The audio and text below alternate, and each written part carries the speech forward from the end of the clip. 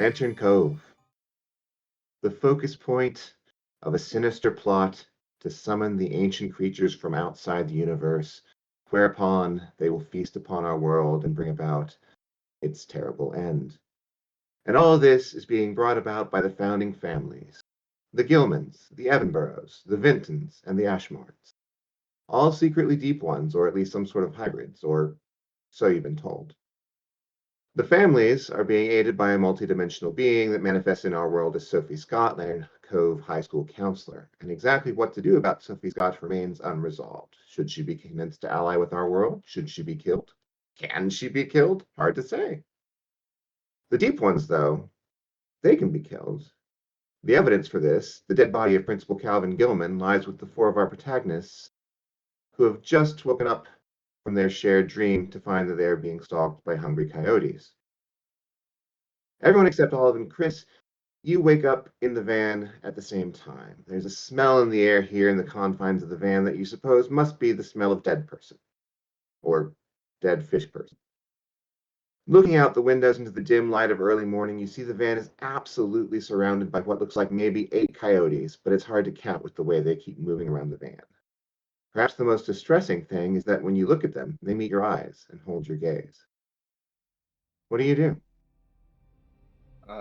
Wave frightenedly through the window. Honk the fucking horn! Alright. Just honk. He just lays it on the horn. You lay on the horn, and they are startled as fuck, and they all seem to jump and scatter into the darkness and are gone, or perhaps just waiting outside your vision. Did it work? He's just like stretching and waking up. Gotta get rid of the fucking body.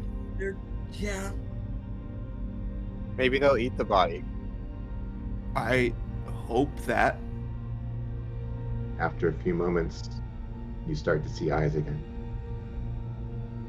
How many coyotes do you think you can run over at once? I have an idea. What if they just want the body? Probably it. Can we drive down to the water and dump this thing? There isn't a road to the water, but you could try to go through the wooded area. How far is it? It's really far, huh? Yeah. Throw the body outside, see what the coyotes do with it. I don't disagree with that. Yeah. Alright. Someone give me a hand with this thing, because it's fucking heavy. Freya will try to help. Let's open one of the panels on the back. Dump it out. All right, so you open one of the back panels and toss the body out and close it quickly behind it. It feels weird to throw a dead body.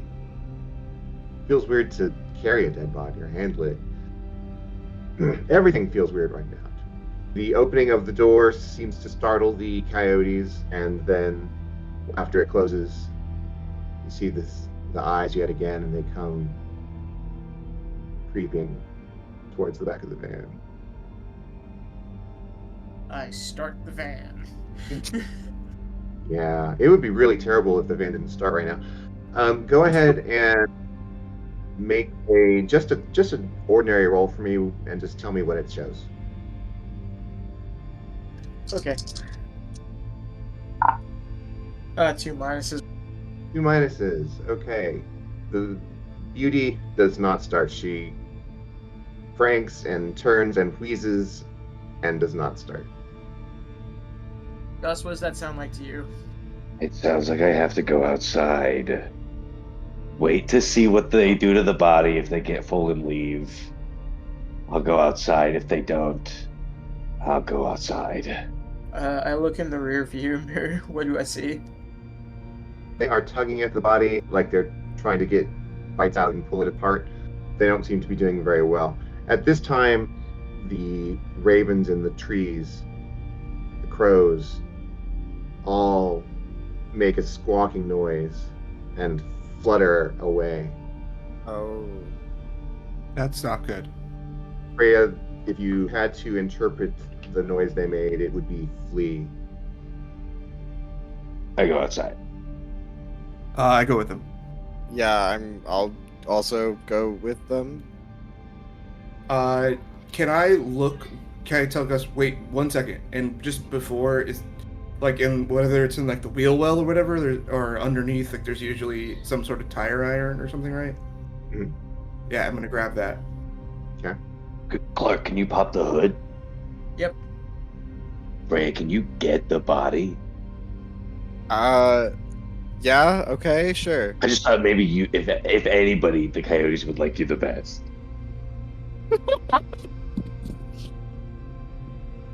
Sure, I'll try it. Okay, scream if you need my help. As it turns out, you don't have a problem getting to the body because the coyotes have run on. Oh, that's worse. That's This is so, so much much worse. Let's go! Fix the fucking thing! Fix Look. the fucking I thing. roll up my sleeve, I grab my trusty wrench, and I go in there. I offer the help with crafts. And I say, no! I hold the light. And I don't know, point at the battery that's rusty. Oh wow, that is corroded. I start like trying to help by like saying different things from the van, like from the driver's seat, just like, is it the alternator again? Have you checked the belt fan? Belt fan is non-existent. I'll use my actual belt. It's just the actual belt fan. My belt is a belt fan. I just didn't have. It's fine. Just the belt. All right, go ahead and roll me crafts. Come on, baby. That is with a help, 2 helps, what's a better than great? Superb. Superb. You get in there, and with the help of your friends and the light, you get the connection set back up again. And Clark, you are able to turn the ignition, and it starts, and then it stops, but it starts again, and it goes. Guy, get in! Am I supposed to bring the body into the... Am I grabbing the body? Yes, Atticus comes and helps you throw the body in. You throw the body in the van, and you get back in the van. What are you doing? You driving out? I'm driving out. Chris. Sorry. Clark. Oh my god, wrong. It all starts with a C. I'm so scared. We gotta sacrifice your van. Okay. We need to crash your van and burn What? it. It's the only way we can get out of this. It's the only way we can get out of this. Why? Christopher, Principal Gilman stole his van and he crashed it and he died in a fire. Oh my god. I don't like that. When they do the autopsy, there'll already be severe trauma to his body thanks to you.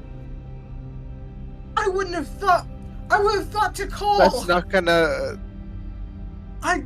People would ask questions like, why didn't you call it in yesterday? Didn't you think maybe around 4 o'clock? Where the fuck's Because we your were van? camping in the woods. They can time cell death. It's not. They can't time cell death. What the fuck are you talking about? They take a guess. If it's fried, it's fried. I've seen bones. You seen a made-up TV show? It's not a made-up TV show. It's an actual TV show. I've actually seen it. It's not the one that was ported in by all of my magic fairy energy. Okay, it's real. Okay. Okay. That's a starting off point. What's the other options? Where do we go? We could take it to the water. We could take it to the marina. What about Delaware? There's a lot of stuff that's legal in Delaware that's not legal everywhere else.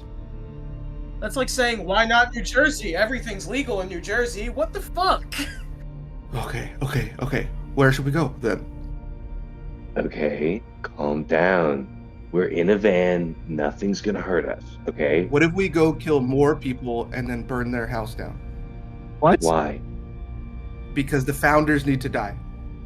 Are you saying try and pull some Godfather shit? Leave Gilman's dead at Gilman doorstep? Like, Yeah, and then we just burn it all.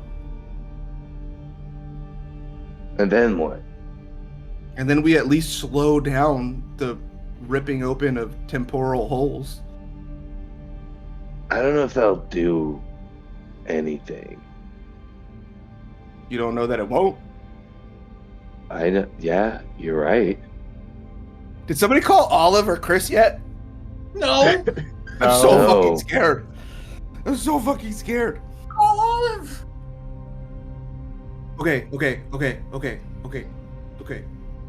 Well, we got to do something with the body. Gotta do something with the body.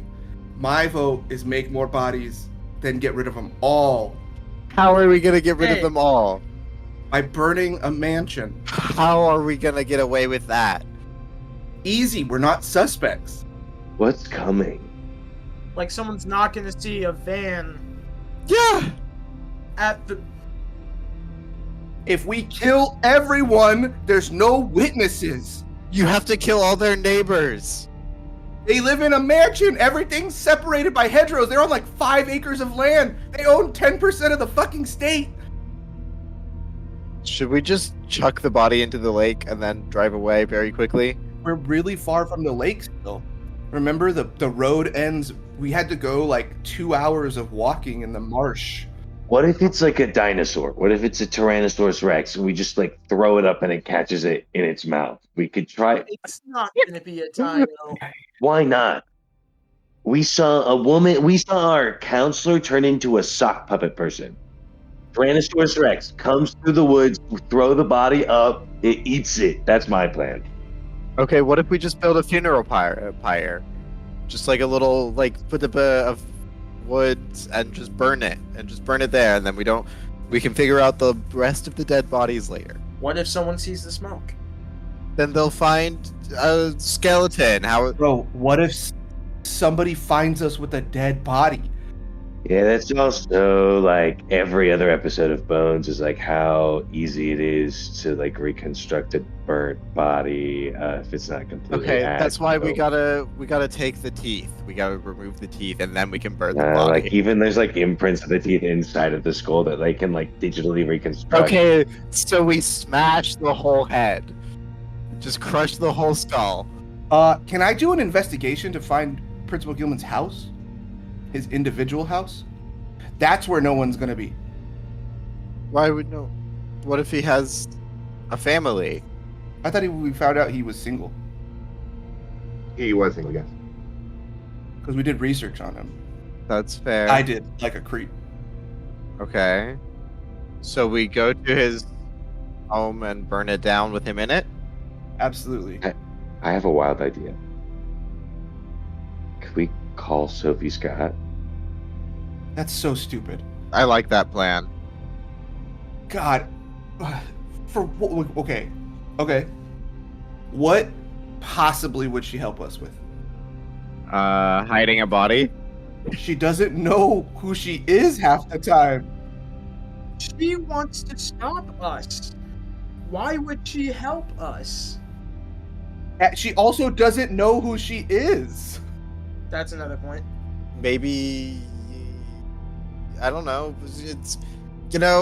It's one of the better ideas that's been put out. Driving to the principal residence of the family estate house of the Gilmans, murdering everyone, burn the mansion, Okay. including servants. No. It's what we would have to do. Atticus, I feel like you're using humor to de-stress a very stressful situation, but You think I'm de-stressed? I don't. no, I don't think you're de-stressed. I think you're trying to, but failing horrendously. You are giving the most horrendous ideas, and I am having a very hard time. Everyone shut the fuck up. I'm calling Olive. That's the best And idea. she's our boss. Finally. Immediately answers, panicked. Oh my god, where are you? Are you okay? I'm not even on speakerphone yet, but sorry. Go ahead. Are you okay? What's happened? Where are you?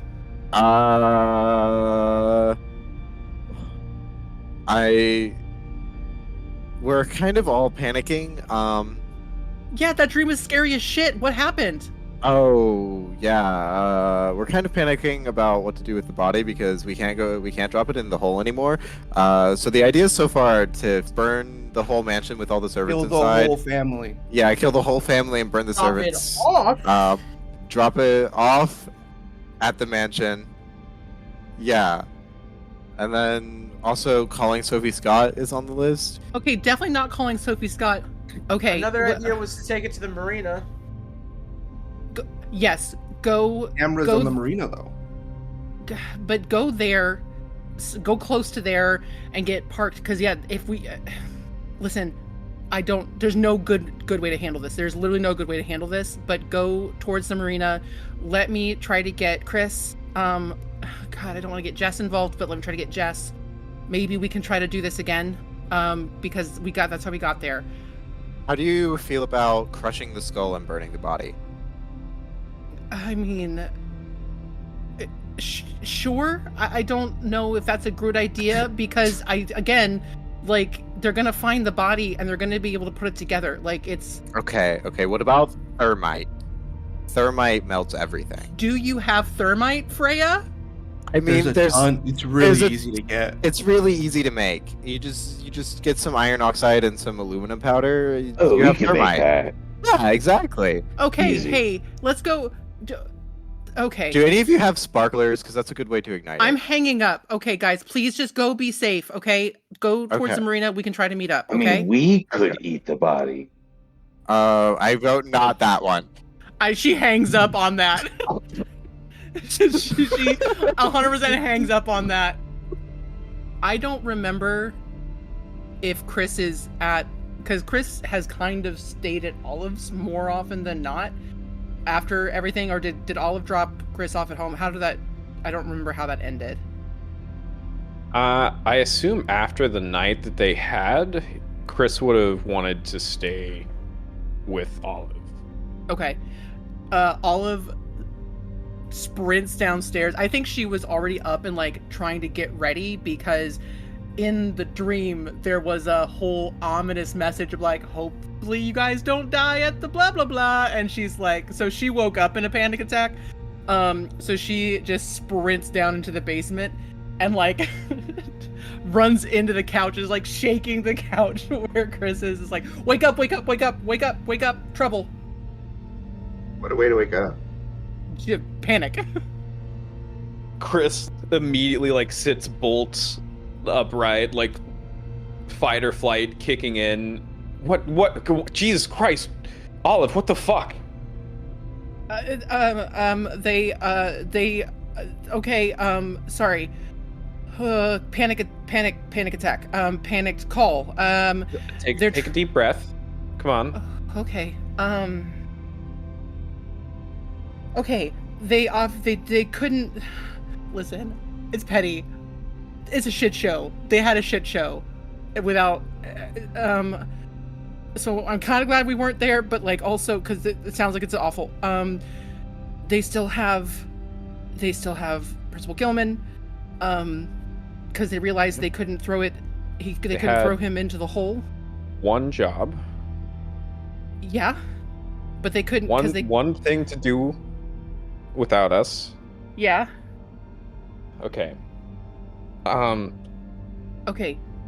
I don't know what to tell them, but they have to they had to get away from where they were, obviously, because do you remember what Sophie was saying in the dream? Like, something bad was coming their way. So they're heading towards the marina.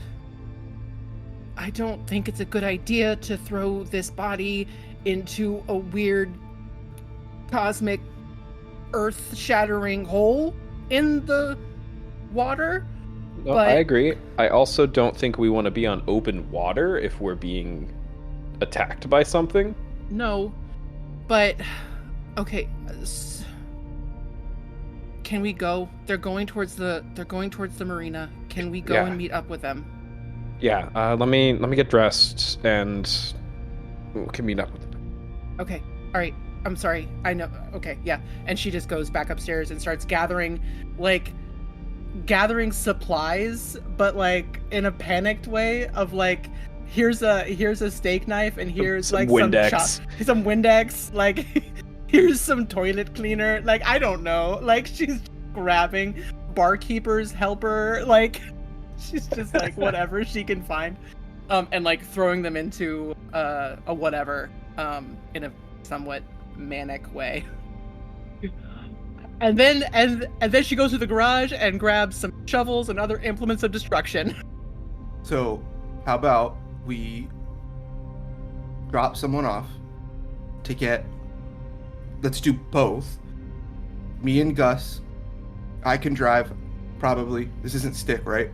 We drop you guys off to get the stuff for thermite, and then we go dig a hole, put Gilman in the hole somewhere in isolation, come back and pick you up, burn him in the hole, and then fill the hole up. What did Olive say? She said drive by the marina. But there's going to be cameras at the marina. Let's just do that then. She is expecting us there. Yeah, that's fine.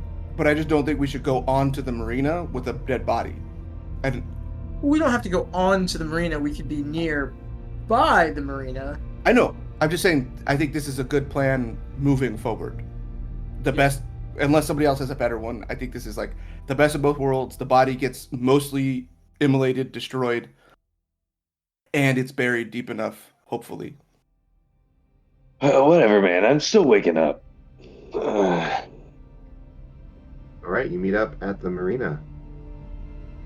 I think Olive also would have texted once they actually started actually leaving, and would have said in the text park somewhere private, don't don't be obvious, whatever. Oh, okay. Olive is going to take stock of everybody just to be are you okay? Injury.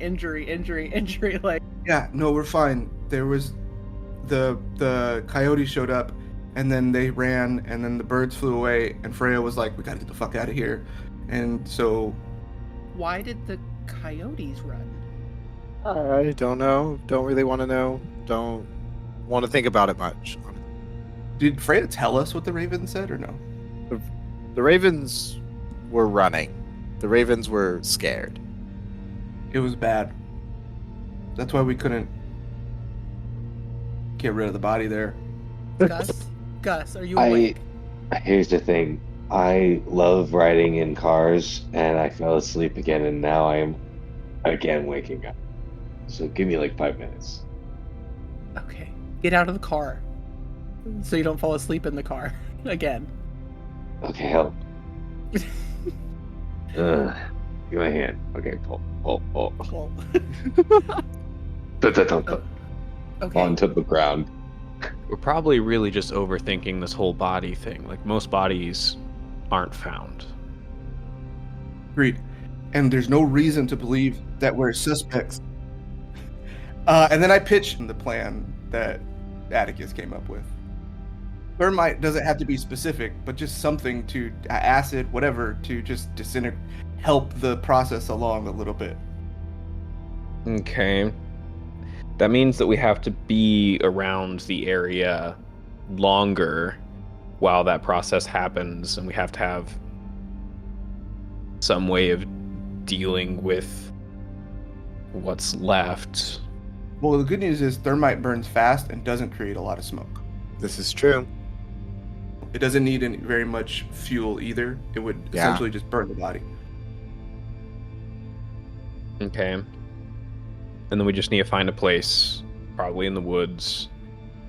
I say we get out of town, because as soon as the missing persons is out, they're going to be combing the area, and unless one of us has a convenient dead dog that we can use to throw off police dog scents or something like that. Who would send out?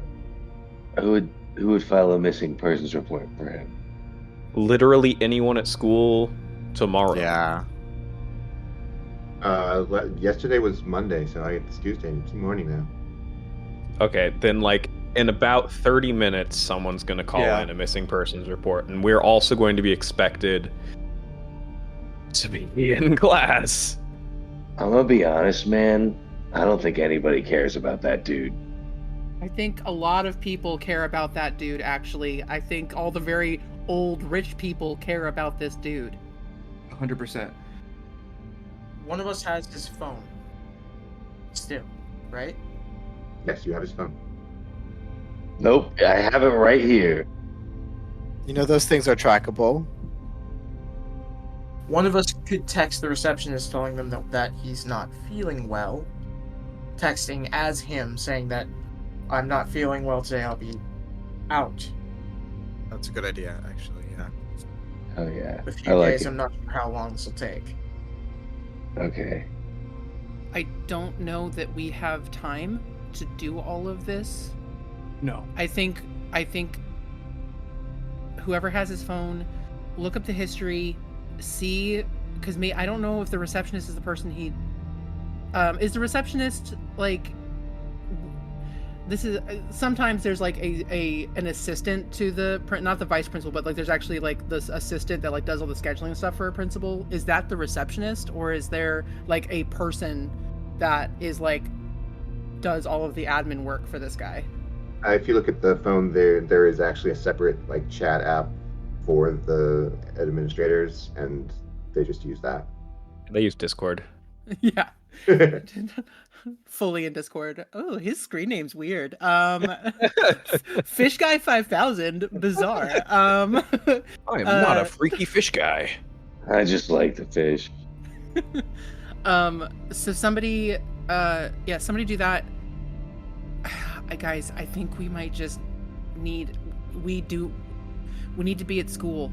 We were the last Yes. people in that. Most of us need to be at school. A good portion of us need to be at school. I will be there eventually. I can take care of this.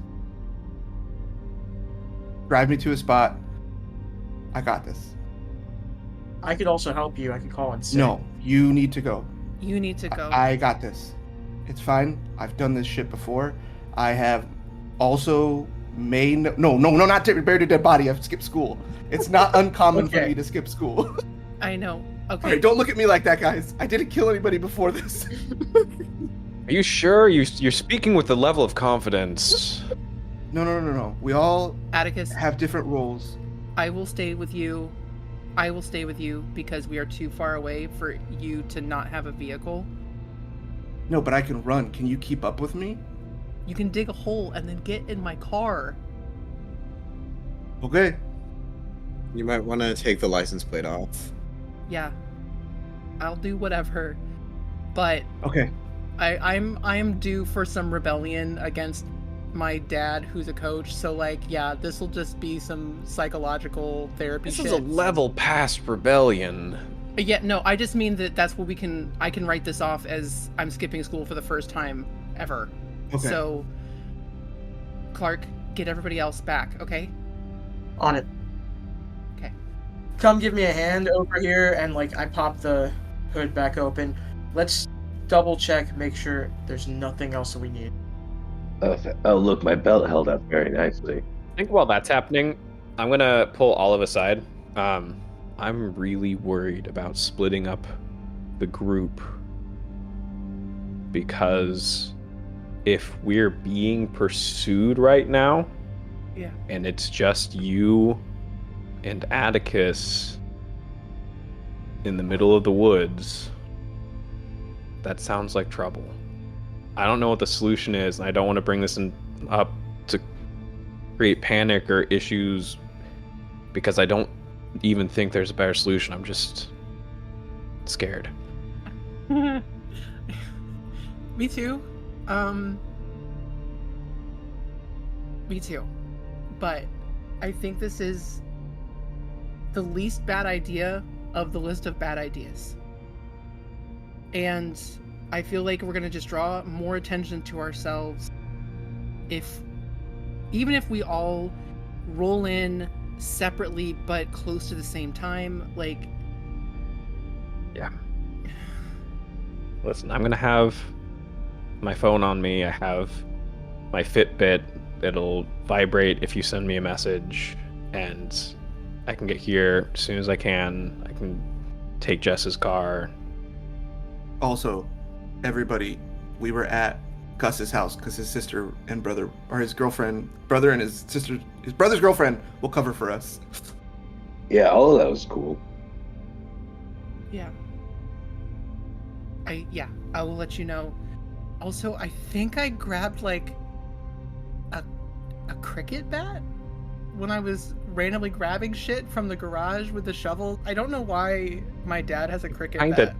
tenderize the body? What's... I don't know, in case somebody is following us. Okay, no, that makes sense. That's very reasonable. It's a bad idea, but this is... Yeah, anyway. No, you have to go, though, because you I can't... gotta be there. No, You I gotta am. go. I'm going. Okay, thank you. I will... But you're more important than... Yeah.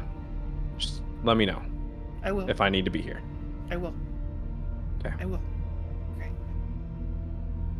Oh, last thing, everybody needs to change except Gus. Everybody knows you only have 2 shirts, so you're probably fine, but everybody else should go home and change. Freya and I definitely bought him at least 3 more shirts. Yeah, I'm right. But does he still have them? But I thought they were the same type. They're the same color. Different He only colors. has- He has a short sleeve and a long sleeve, right? That's what I thought. And a hoodie. And a hoodie. Okay, we got a winter. We got winter gear.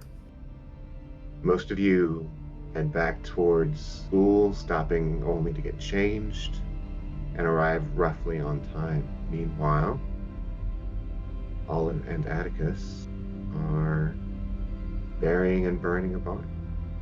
Let's go. So you go out into the woods, dig a shallow grave, lay the body in the grave, scatter the thermite on the body.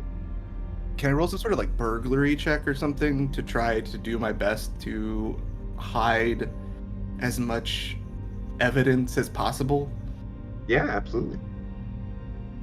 My biggest job yet. Invoking Captain Vandalism, obviously. 8 point. Let's see what we use it for though. +1. So I'll take that +3 to a average to make it great. I'll take great. I'll live with that. All right, you are pretty sure that you have left no clues other than the, body. While we're there, like once we finish burying the body, and I assume maybe the shovels or something too. I don't know. And whatever I think we like cut the carpet out or get rid of all the evidence. Mm-hmm. Atticus turns to Olive and is like, "Hey, I don't know what's gonna happen, but I don't want to die without apologizing. I'm a big piece of shit and acted like it, and it wasn't okay. But there's no but. I don't know how to say it.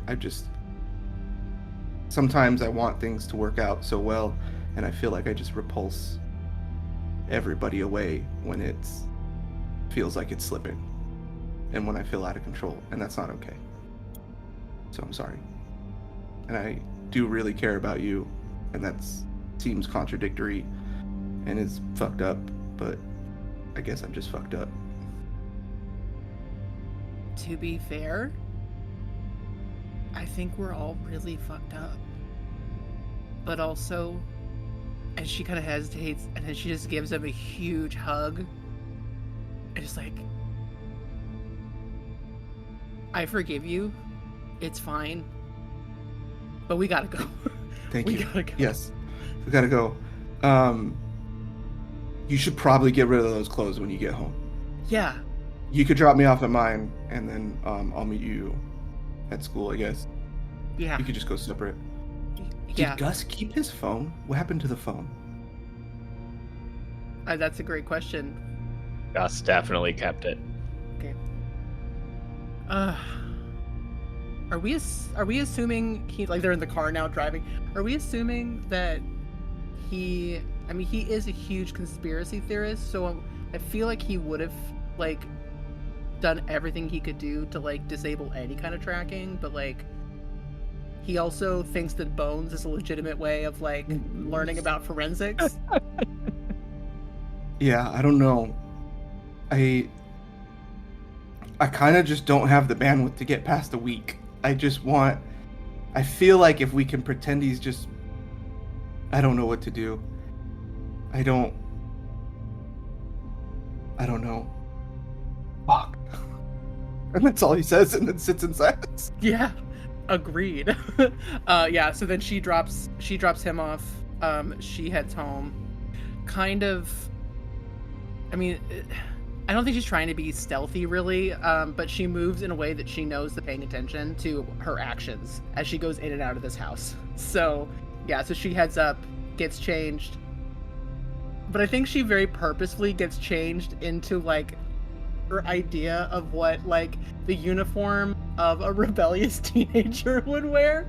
Of, like, so she could show up, like, she's putting on armor and a costume so she could put on an act of, like, fuck the world, I don't fucking care anymore, even though she desperately cares about everything. So, but yeah, so she's, like, putting on persona now just to be like, okay, how would Atticus do it?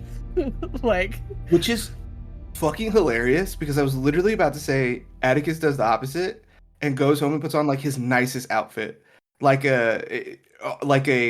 going to your own funeral. Like, he's, like, accepting this, like, nihilistic, like, even if the world makes it after this week, like, his life is never going to be the same, and thinks he'll be lucky to be alive, and is sort of like, so he's wearing, like, his nicest clothes. Not quite like a suit, right, but, like, a very nice outfit, like first day of school, like, outfit. But yeah, for the same idea, right, like almost like an armor. All right, you two eventually show up to school. You get in no trouble because the teachers just don't seem to care that much.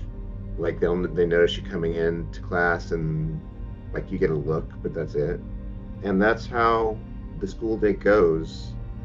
Everyone is still, well, because of you now know, everyone around you is still as though they are drained of something.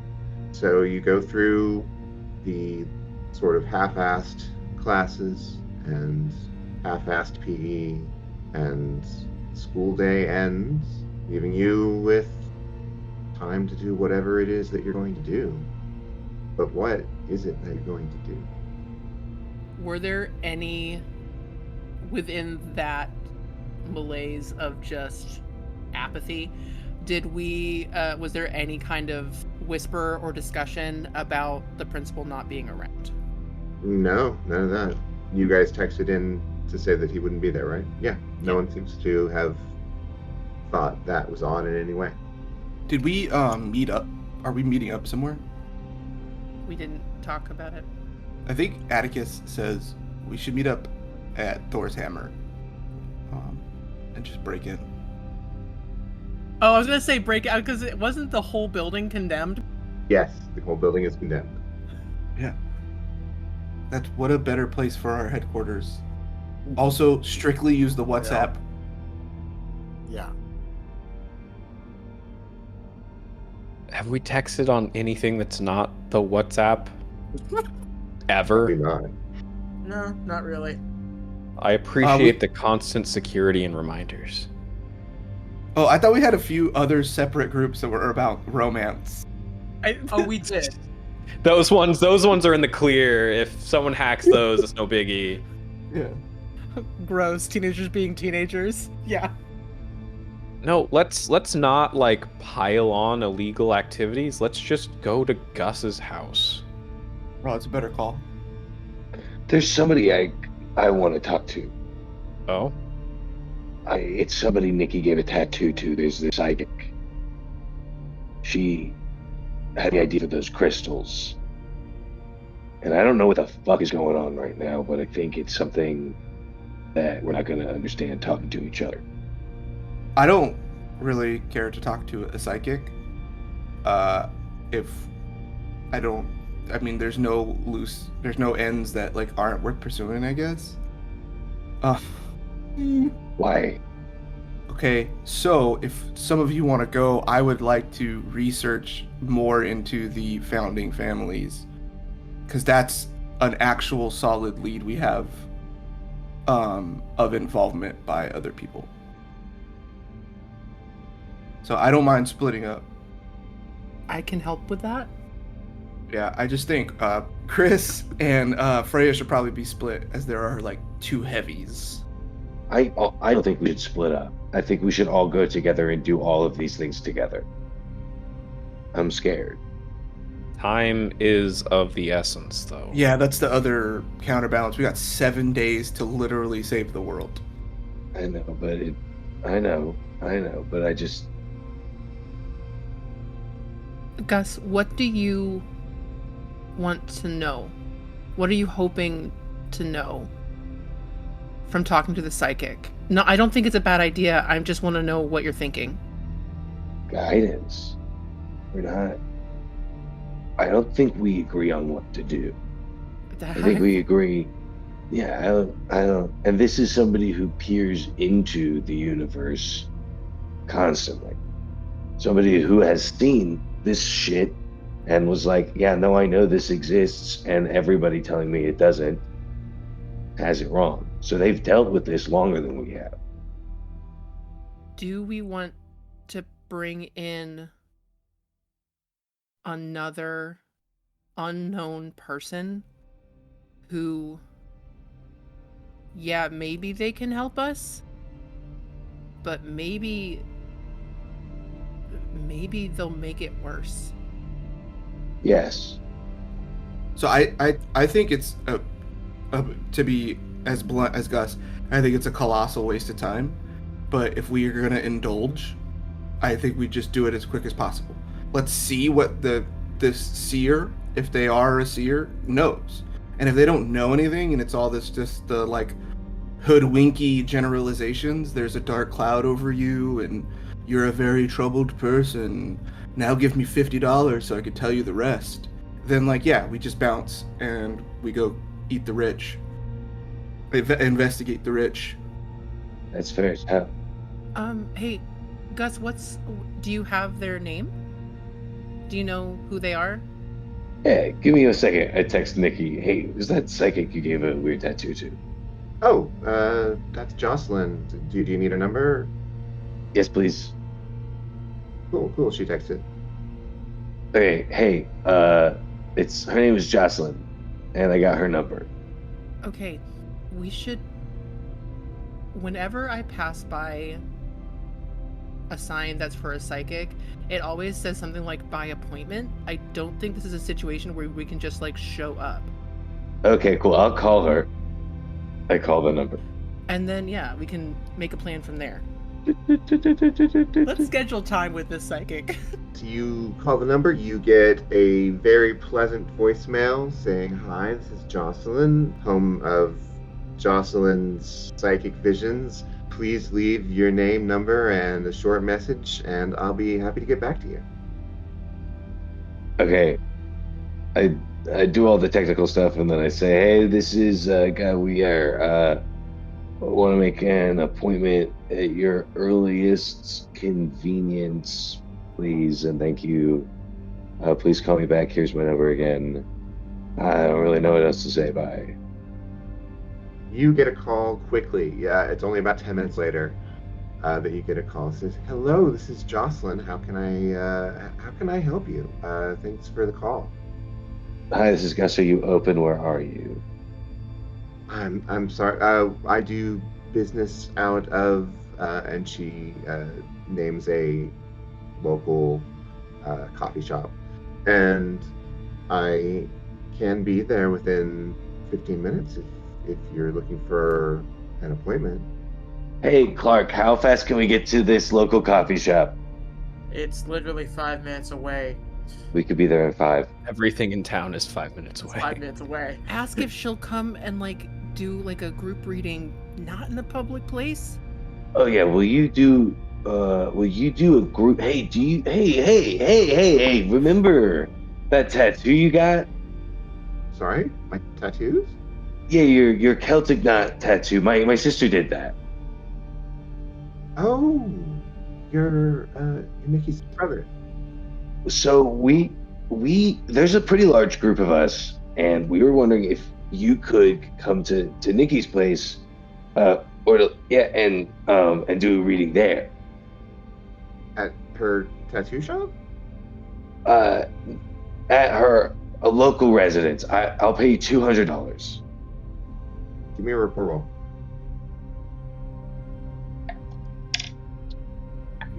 Can I give the help by saying I have more money? I can give her more too. Which, no, I think that actually gives a point away. It gets sketchier the more money you offer. That's true. That's true. I'll give you $1,000 for this group reading. Come on, meet us in the middle of the forest. The psychic is operating out of a coffee shop at will, right? Like, she needs Oh, the I money. have no rapport. Oh no. Yeah, of Hey, course y'all. you don't, Gus. Please let me help you. Yeah, you can help me. What do you do? Can I just be like I'm speaking at the phone too, so she knows he's not Yeah, just no, some help me creepy reach a dude. mediocre. He's just not a creepy dude on the phone. There's women there. It's like I don't think that does it. I think it bumps me up to a mediocre. That's what that does. Since she does need the money, I am adding 2 to that, so she seems reluctant, but Oh, fair. eventually agrees to meet at Nikki's place of residence. Great, oh my god, great. thank You you won't so regret much. it. There you go. Clark just goes up to Olive. Nice acting. Why aren't you in theater? Crippling stage fear. Yeah. Stage fear. Stage fear. I don't even know what it's actually called, but Yeah, being scared. Classic stage fear. They talk Stage about it on Little House on the Hill. Like in the behind the scenes interviews, the stage fear the actors have. It's just slightly off because that's Lara being like stage fear, fright, stage fright. Got it. The behind-the-scenes interviews really takes away from the magic from House on the Hill. Yeah, but it inspired a whole generation of stage and theater techs when they That's went true. into kind of how they did the practical effects. You are all gonna make me cry real tears. Did you know that they actually use chocolate sauce in that one episode? They didn't actually. Yeah, I'm actually really into horror movies, and they've taken a lot of House on the Hill techniques. They have, but it's all a lie. It's actually not real. No, you made it real, Gus. Yeah. No, I didn't do it. I didn't do shit. Dustin fucking dumbass fucking motherfucker did it. Okay, and fairy magic. Is that his full That name? is, in fact, his full ass motherfucking name, Chris Cunningham. The initials go on forever. Okay, let's go meet this woman, and I can still do research on the founding families as we do this. I would like to pull Freya and be like, hey, you could use the laptop or the phone, whatever you're more comfortable with. You're better at this kind of thing, but my idea was, can we take the dates of the family reunions and cross-reference them with special events around the town? Because remember, one of them was prom, and that was insane. So if we take these dates and go through them, and we can both attack this, maybe we can find some sort of pattern or something, whether it's like on the map there's a pattern, like some weird freaky supernatural episode, or that one episode of House on the Hill, or like a timeline thing, like it's quarterly, bi-monthly, something. There's got to be a pattern somewhere, right?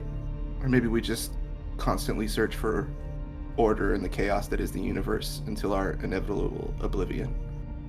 On that happy note, you get to Nikki's place. Nikki lets you in. Says, hey, Hello. We're gonna do a psychic reading here oh, because we've seen into the universe, and Sophie's Sky is a puppet demon thing. We're all gonna die. We are all gonna die.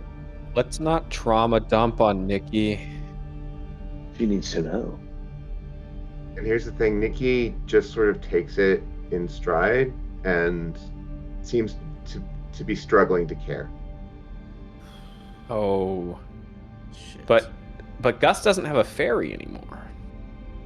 No, but you never asked how long it lasts or if it's permanent. Oh. Uh-oh. Maybe if someone hadn't shot her in the head. Yeah. Fuck. But she lets you in and offers you the living room, and Jocelyn gets there soon after, and he lets her in, and they're like, "Hey," and Wait a second. Why are you happy? who are you asking? First thing I say to Jocelyn. Jocelyn doesn't spend any time with you, so she's not depressed, Gus. Any of us. But it's not just. It's Okay. it's the people that we spend a lot of Around. time with, like around school stuff. I'm happy because I get to work with all of you wonderful young people.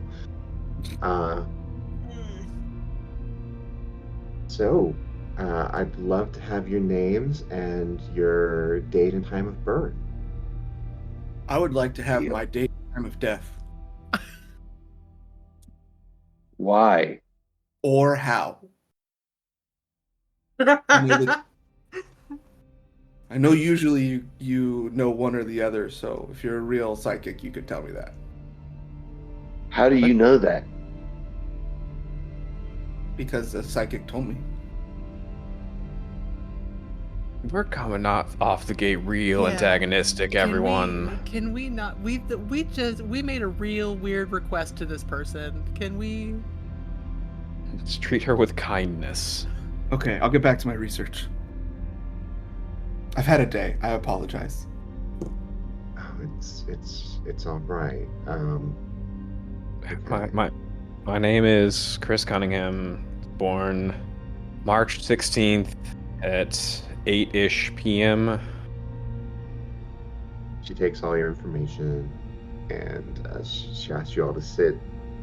And says, "Is there a subject that you want me to look into, that you want me to ask the spirits about?" Fairies. How to stop the apocalypse? Fairies and the apocalypse. Can I bring the guys. I just bring everybody over for a second. Let me test something out first. Okay. Can I ask? First question. How did my dad die? See, we're going to do this. All right. She takes your hands and let me roll. And she says, "I feel a great weight, a pressure. It's all coming down." And she gasped. Like, we're not looking for somebody who can just intuit past events or see the future. You're right, but that did give me an answer. My dad died in the crumbling of a burning building. She's legit. Okay, so somebody who can intuit and see the future might also be helpful. Hi, I'm Gus. It's nice to meet you. Well, is there something going on I should know about? There's a lot of shit going on. Can't you ask the spirits? What would you like me to ask the spirits? I feel like we're not taking this seriously. This is my thing, guys. Oh, does it bother you when people don't take your things seriously? It does bother me when people don't take my thing seriously. I don't like it. I'm sorry, Jocelyn. It's been a difficult week for us. Or 2 or month. Day or year. Yeah, it's been a difficult while. Is there? I'm Olive. Hi again. Yeah. Anyway. It's lovely to meet you. Hi. Good to meet you too. Is there? What is the best course of action for us over the next 7 days? I would like some guidance on that.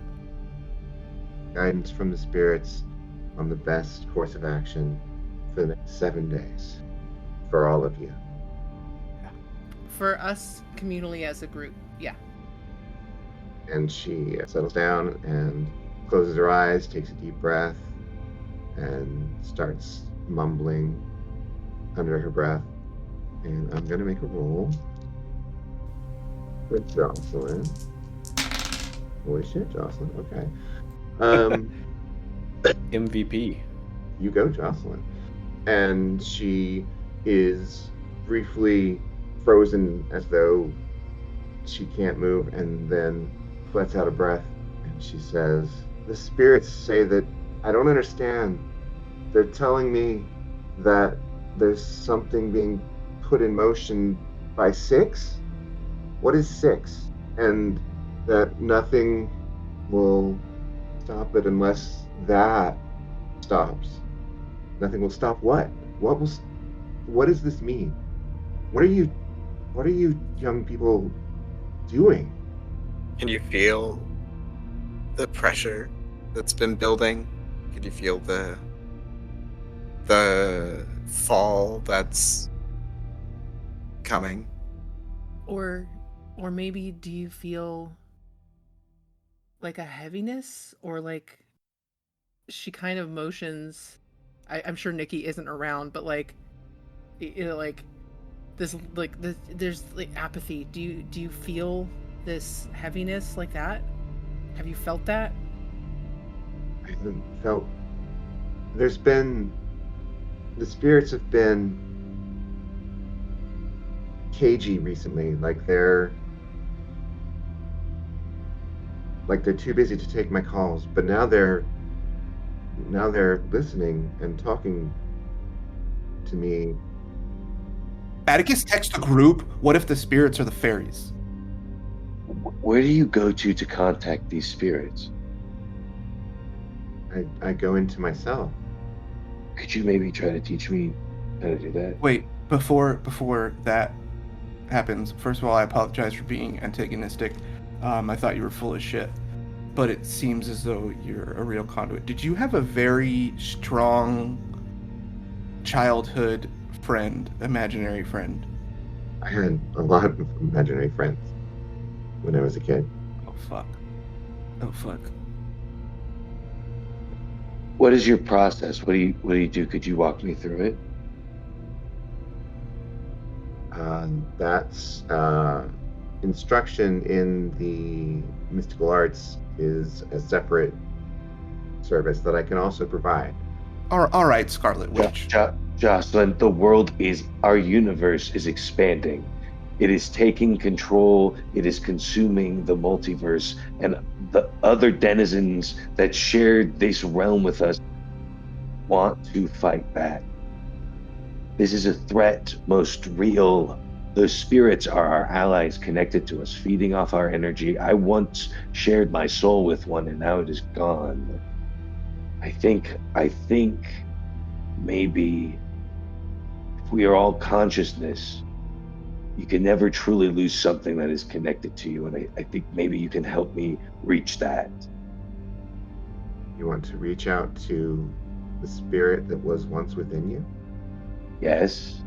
I want in on this. I want arcane teachings. Witch mommy, please. I don't actually say that. And she's all right. So she reaches out and offers her hands so that you'll take them. I take those hands. And she says, "Close your eyes," and then she gives you a bunch of really almost gibberish sort of psychic instructions and tells you to reach out, and then that she will try to help to be a conduit to the spirit that you are missing. Okay. Close my eyes. I listen to the gobbledygook and I reach out. All right, give me a lore roll. Freya's gonna try to do the same thing without holding the person's hands. Just What are you reaching out for? I guess going to try to reach for the monster. See if I can connect to it while awake. Okay. That was great. Gus, in your mind, an image forms of a, sort of elfin woman. She looks weary and battered, but alive, and she looks at you as though seeing you see her, and she speaks in your mind, and she says, "Is this really you?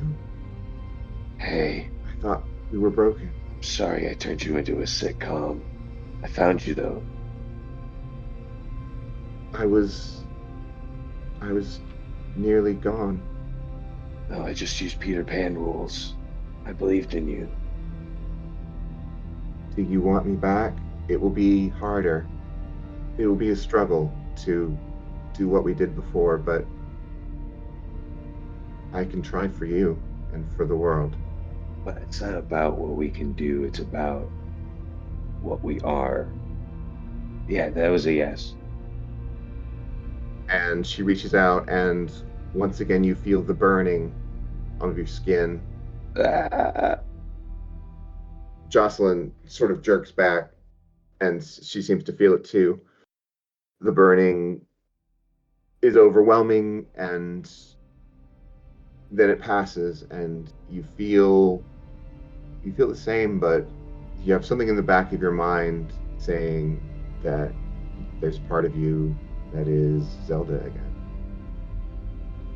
I feel it. That the spirit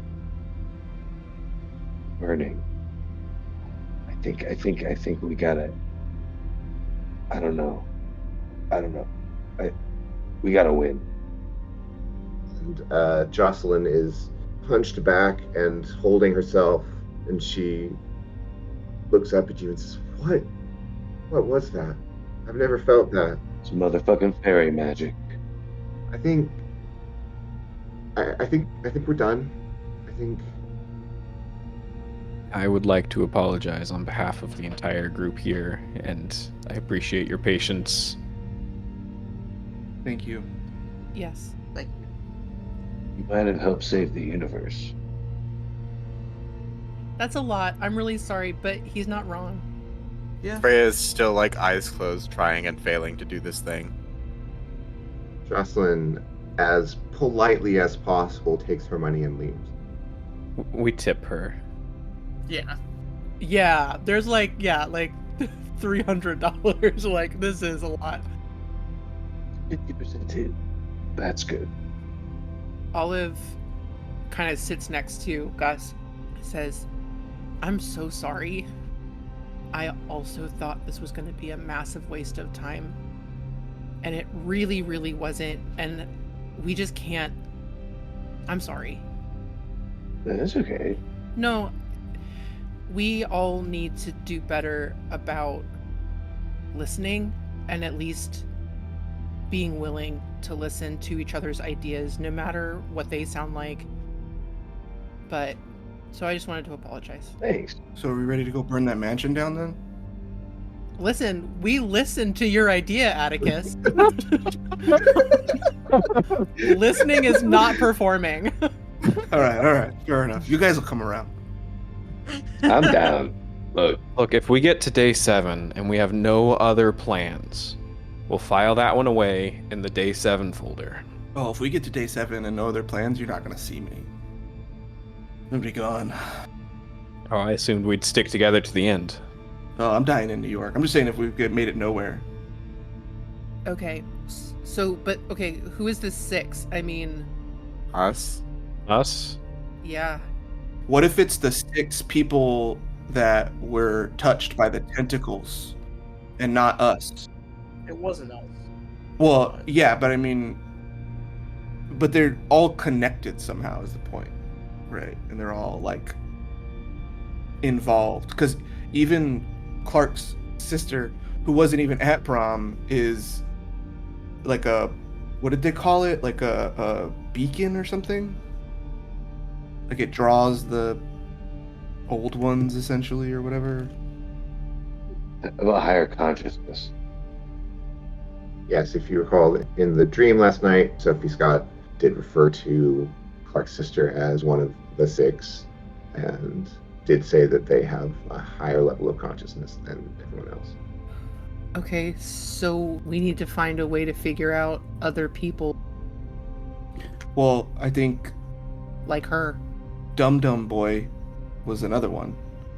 What did you call him? Motherfucking fuckface McFuckety, whatever. Yeah. Is he, or was he just switched? You do also remember 6 portraits in Sophie Scott's sketchbook that were of. Yeah, it was like Makari, Dustin, Molly, Jess. Yeah, it's all the same. They're all the same.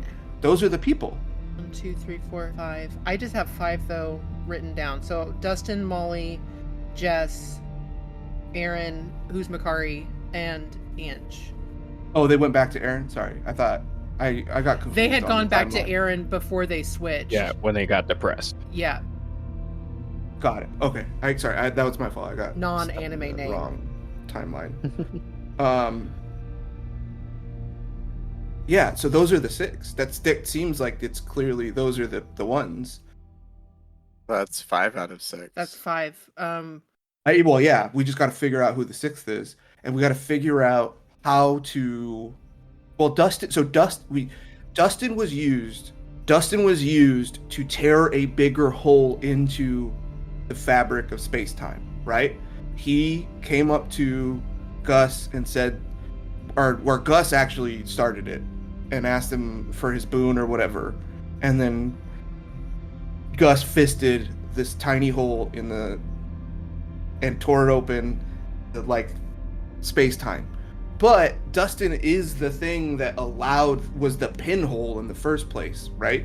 So we need to, if that's what they're doing is using these light posts, these higher forms of consciousness that can maybe reach beyond and switching them, right, or whatever, to tear holes and make bigger holes so the big things can come through. That seems like the key is figuring out how they're going to use these. Motherfucker. They're all connected to us. Let me add on to you. Vice Principal Shepard. Sounds like I'm going with your original shtick when we were at the beginning of all this crap, but no. Vice Principal Shepard is the only one on that list that we haven't named. If they're connected to us, but the tentacle didn't touch Jess. It tried. But it tried to.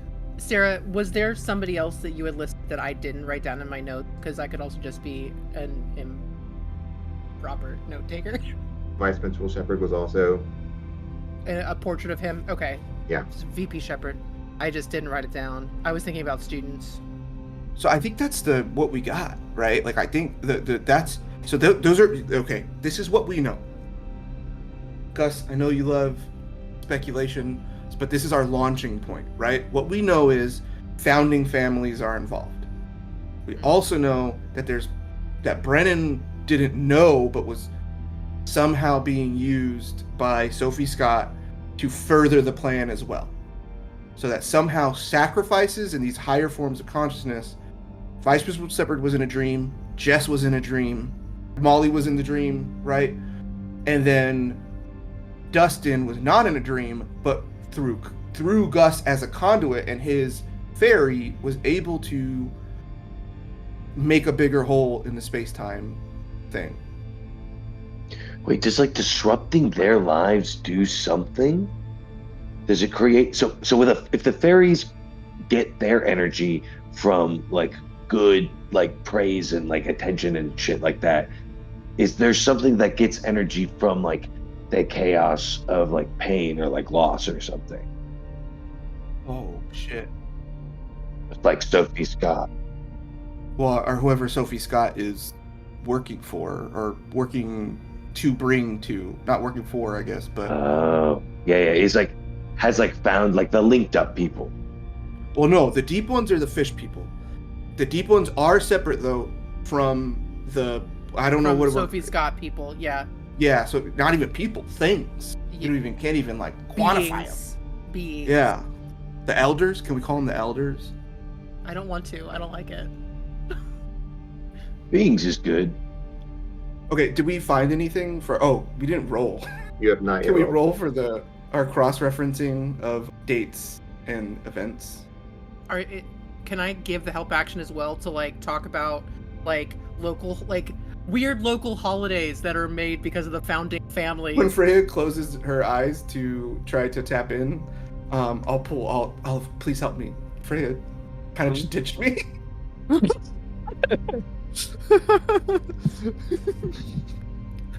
She's like, I've been trying to get this to work for so long, and now I've seen how to do it, and it's not working.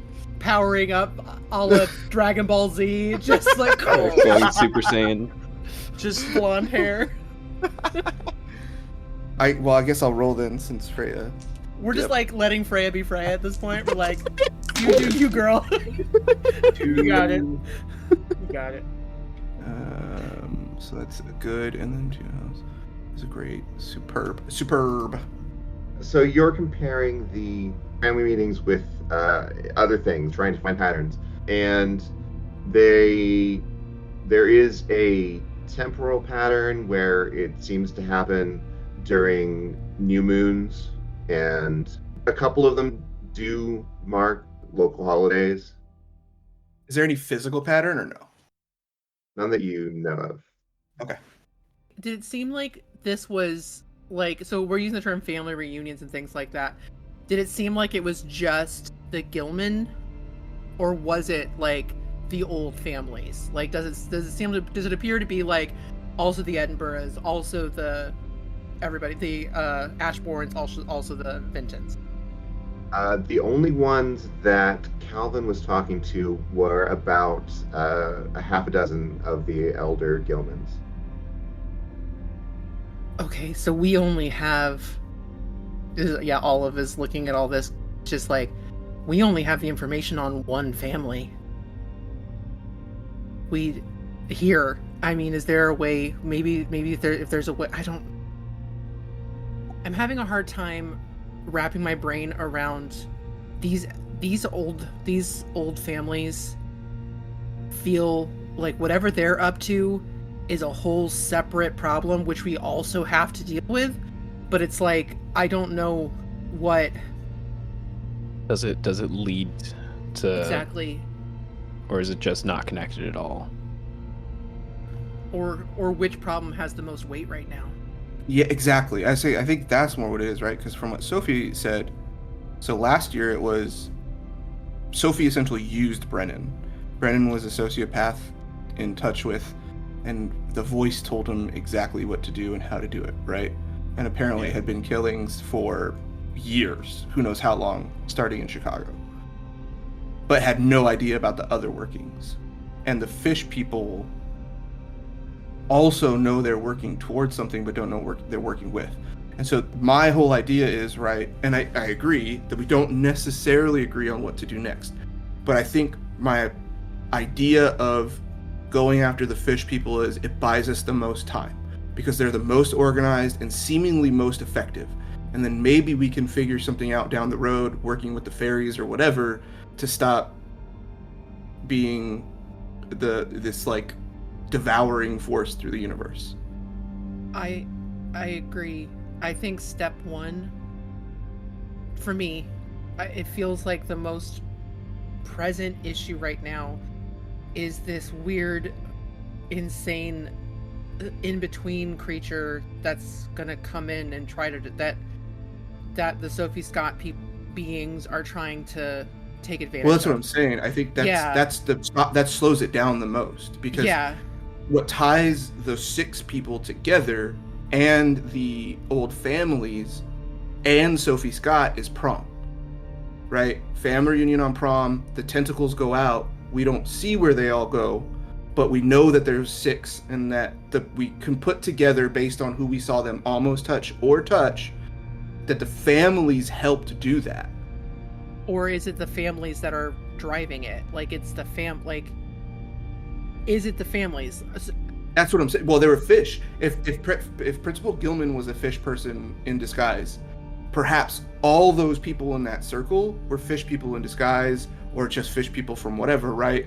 And either way, there's enough evidence, I think, that we gotta go after the families. Whatever that means, I think that's our biggest, strongest lead. And perhaps we'll find more information about the 6 or about whatever, but at the very least, whatever they're planning in the next 7 days, we could try to stop. Do you want to go through the principal's calendar to see if he has anything coming up? You still have that phone? Yeah, I tossed it to you. Jesus. He lets it fall. He doesn't fucking touch it at all. We're on grass. It's okay. Pick it up. Is Freya still trying to like connect, or has Freya stopped? Has Freya given up?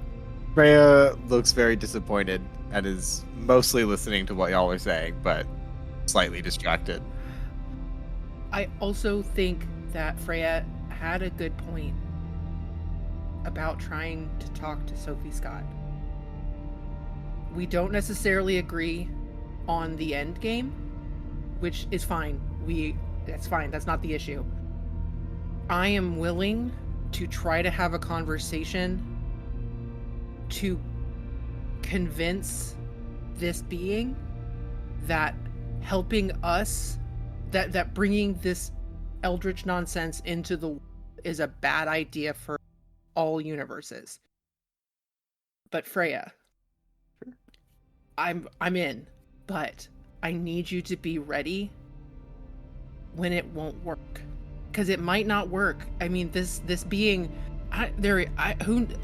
what's time? We don't know how old they are, how long they've been around, but they seemed pretty set in their beliefs, and they didn't seem very open to changing what they wanted to do. So, are you okay with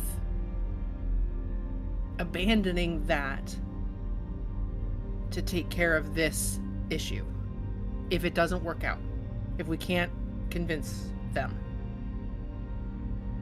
I don't know. That's fair. I just think about it. I don't think that talking to Sophie Scott in the next couple days is smart. It feels like whenever this thing takes over her, she gets knocked out. I mean, I would also say, right, the last part, right, it's just, and I said it in the dream, and I would just like to reiterate, right, like, why we receive a literal presentation from one side who's also determined on destruction. It feels a lot like propaganda. It feels a lot like Iraq has weapons of mass destruction, we need to go in and blow it up before they destroy the region and their civilians. Right? Like, and then It does. when everything's destroyed, where's the end? I want to be honest, Atticus, I don't think Sophie was showing that to us. I think she was re-watching it to prove it to herself. I don't think she's 100% in on her side. Yeah, but we spent a whole dream sequence exploring that option, and it was not fruitful. We cannot even begin to grasp that being's motivations, intrinsic needs, rewards, any of that. How on earth are we going to convince it of anything? We're in a season of let's try everybody's ideas, so I'm not going to shoot anything down, but Yeah, if we do it, we just got to do it then. Like, if we're going to do it, then it needs to be, like, whatever it happens, we got to keep moving. I'm here, like, we just got to keep moving. I agree. But prioritize, I think right now we got to make the decision to prioritize. Are we going to go talk to Sophie Scott, or are we going to find, like, and again, I don't think splitting up's a bad option because of the timeline. The founders are involved somehow. It also might be worth, like, using the public unknowingly, right? So, Thor's hammer's shut down. Okay, sorry, I'm rambling. First of all, we could try to find financial records tying the old families to any of this stuff, right? And any of the murders or any of the anything, like, and if there's something there, we can make that public. Otherwise, there's got to be some sort of link between the bad shit happening and the old families. There's always the rumors about them anyways, right? And so if we can find a concrete link and make that public, maybe via Raw Dog's link, the Raw Dog's blog, the Raw blog. I don't know if you guys have been reading it. Good stuff on there. A lot of good archives. Like, episodes. not a joke, like, legitimately, has Raw Dog posted since he left? He has not. But either way, we make that public, and then what we can also do is start like a grassroots campaign, an underground campaign of like the blood's on your hands, Gilman's, whatever kind of thing. Like put it like using graffiti, using whatever means necessary to draw rumors and attention to, and put a little bit of pressure outside of the 6 teenagers here and Jess, who's moderately involved, and then others to a lesser extent, being able to stand up to 200 years of money and power. Or we could just kill them in their sleep tonight. I don't think that's a good idea, but you're right. We need to find connections. I would love to see if we could find a way to even connect like you did here within the Gilman things, you know? If we could make those connections between all 4 of them. Can I go in my bag, get gloves out, then go in the phone and try to look through and get into like bank apps and anything like that, and try to find some sort of connection to either Principal Gilman and Thor's hammer, or any sort of nefarious activity or anything like that, or emails, like everything. Yeah, sure. Oh fuck yeah, dude. 3 plus average is superb, right? Yeah. With Superb, you find no trace of any links to Thor's hammer or that building. You find, I mean, there's just a lot about being a principal.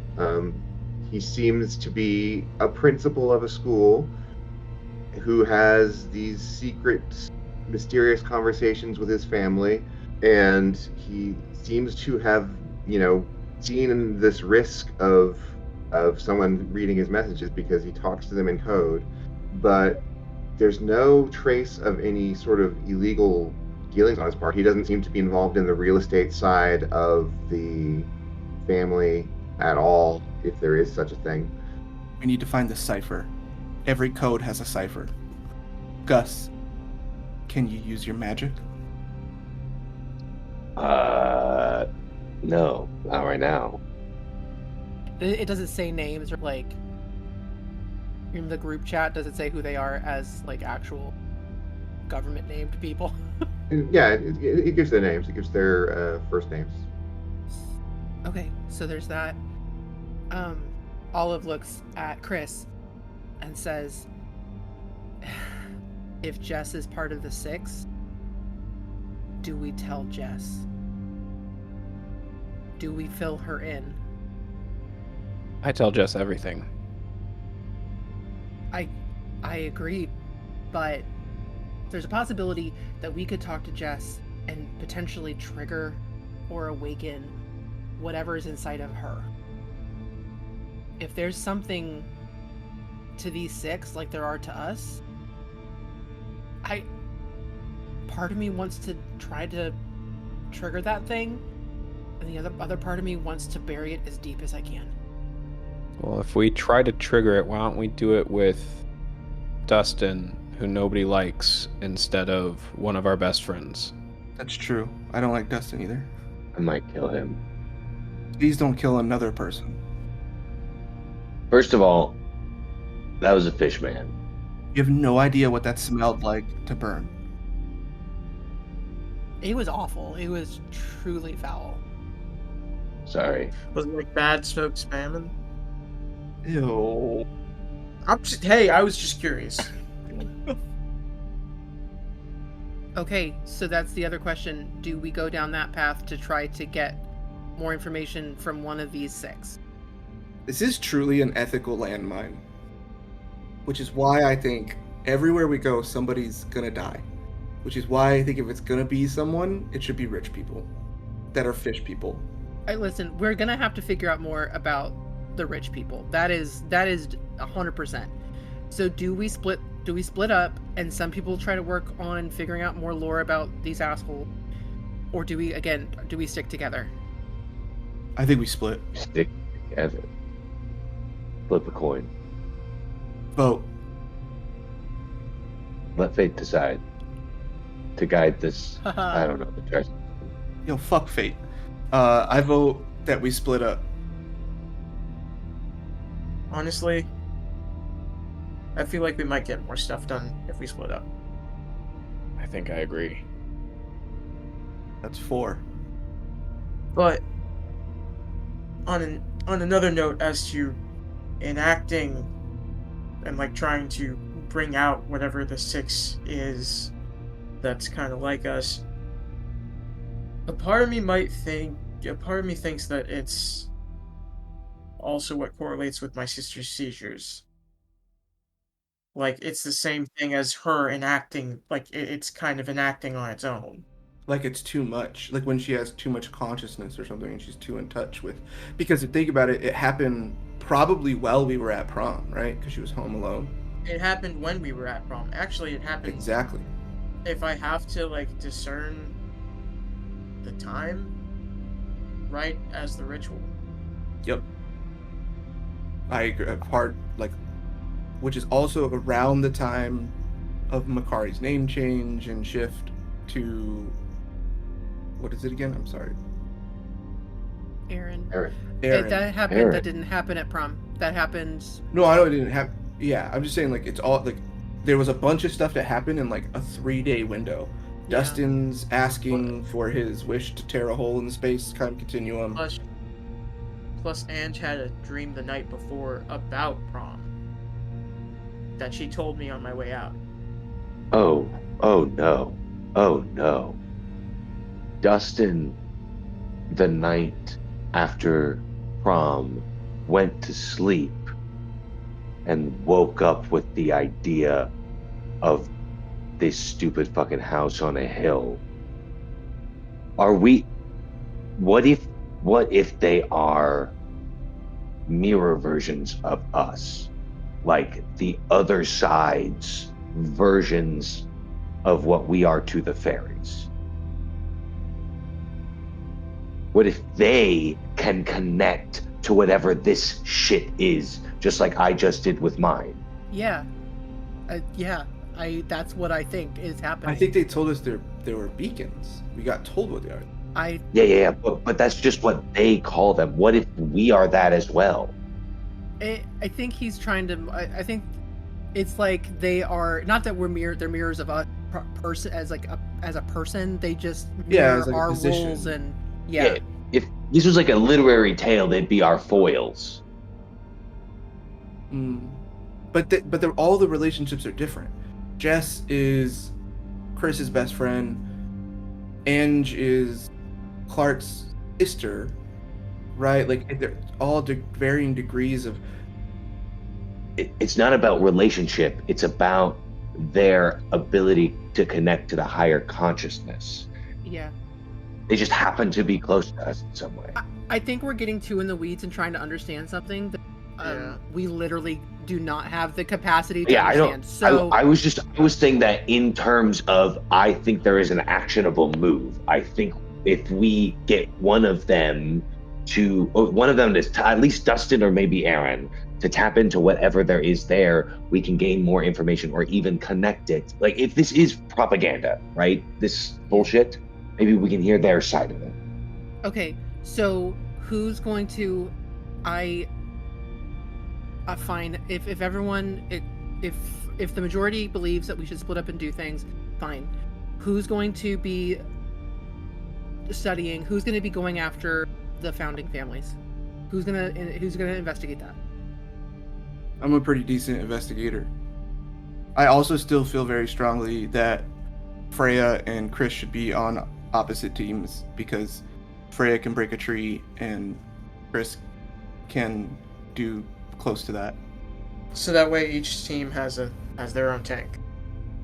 Yes. Yeah. I think Chris is going to look to Olive to see where she wants to go before making his choice. I think I am more helpful trying to make connections with these people. You're the best people person. I'm working on it. And I don't know if the best person to, I mean, yeah, I get Dustin's annoying, but I don't know if he's the best option to connect. I mean, maybe having a deeper connection with somebody is the way to go. If Jess is on the table, then I need to be there for that. I don't think Jess was activated yet. I think they were already activated, but I just think that these people are beacons in whatever version of the universe they're from. Well, so we can find out more by going to them, though. And so we just got to pick one. I think we need to pick I think it needs to be Dustin, because there is, at least we know that he had gone to sleep, woken up, and had an idea that had actively changed something.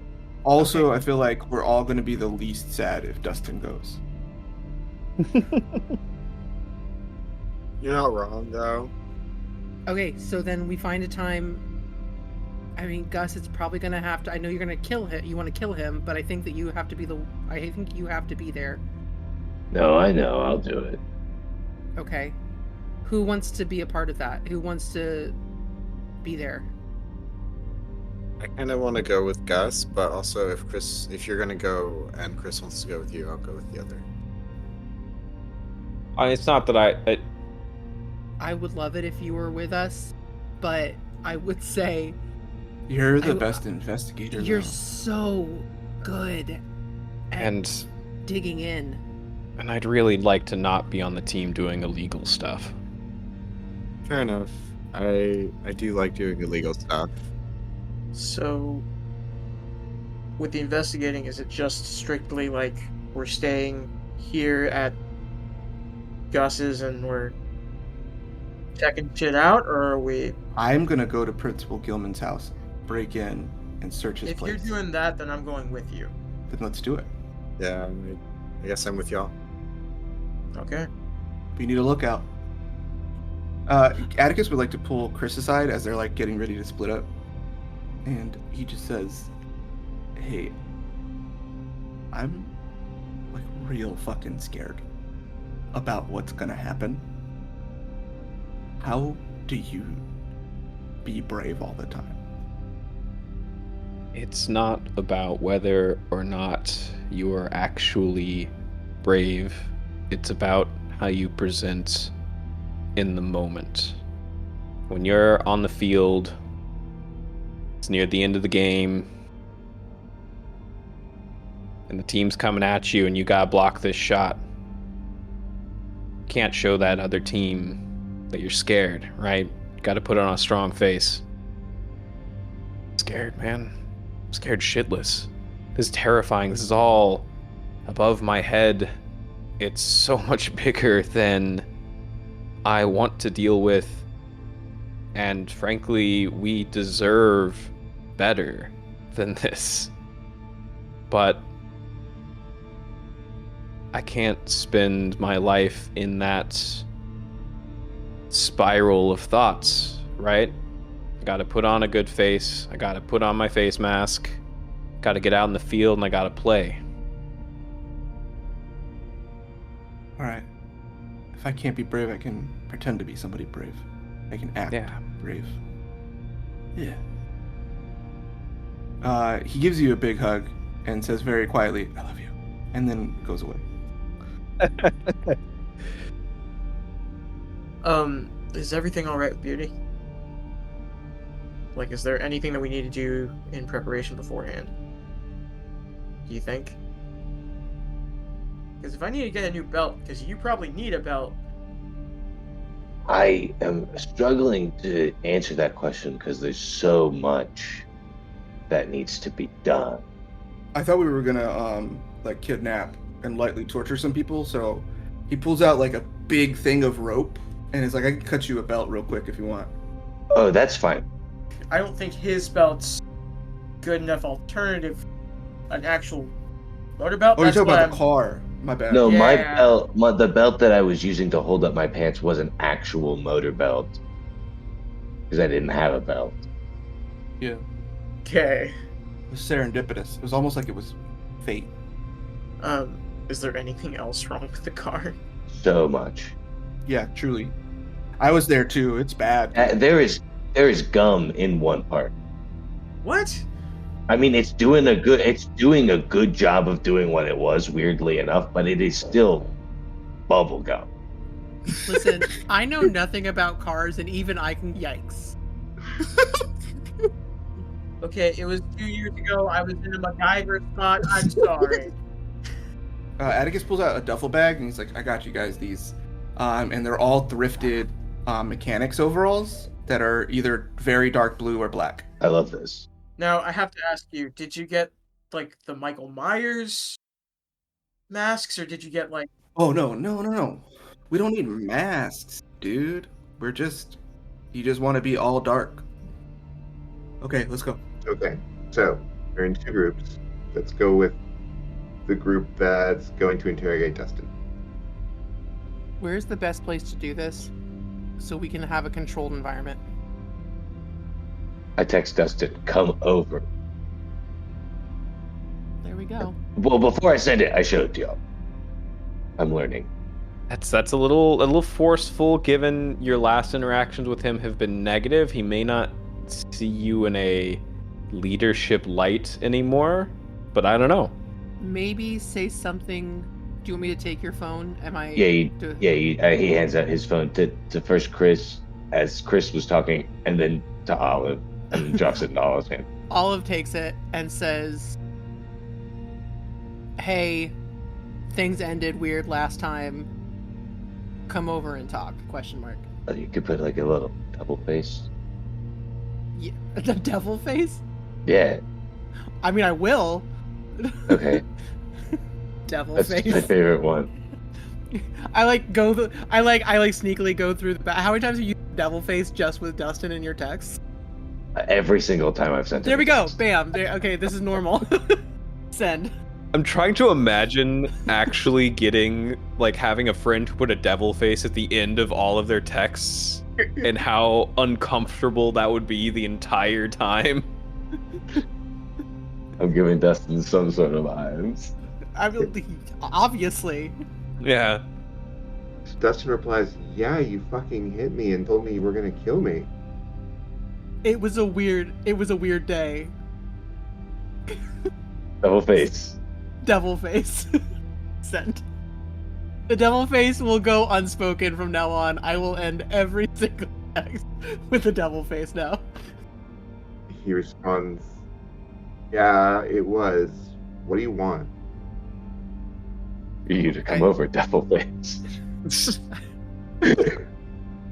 I just want to talk. So talk. In person is better. Devil face. It's like the new punctuation. New period.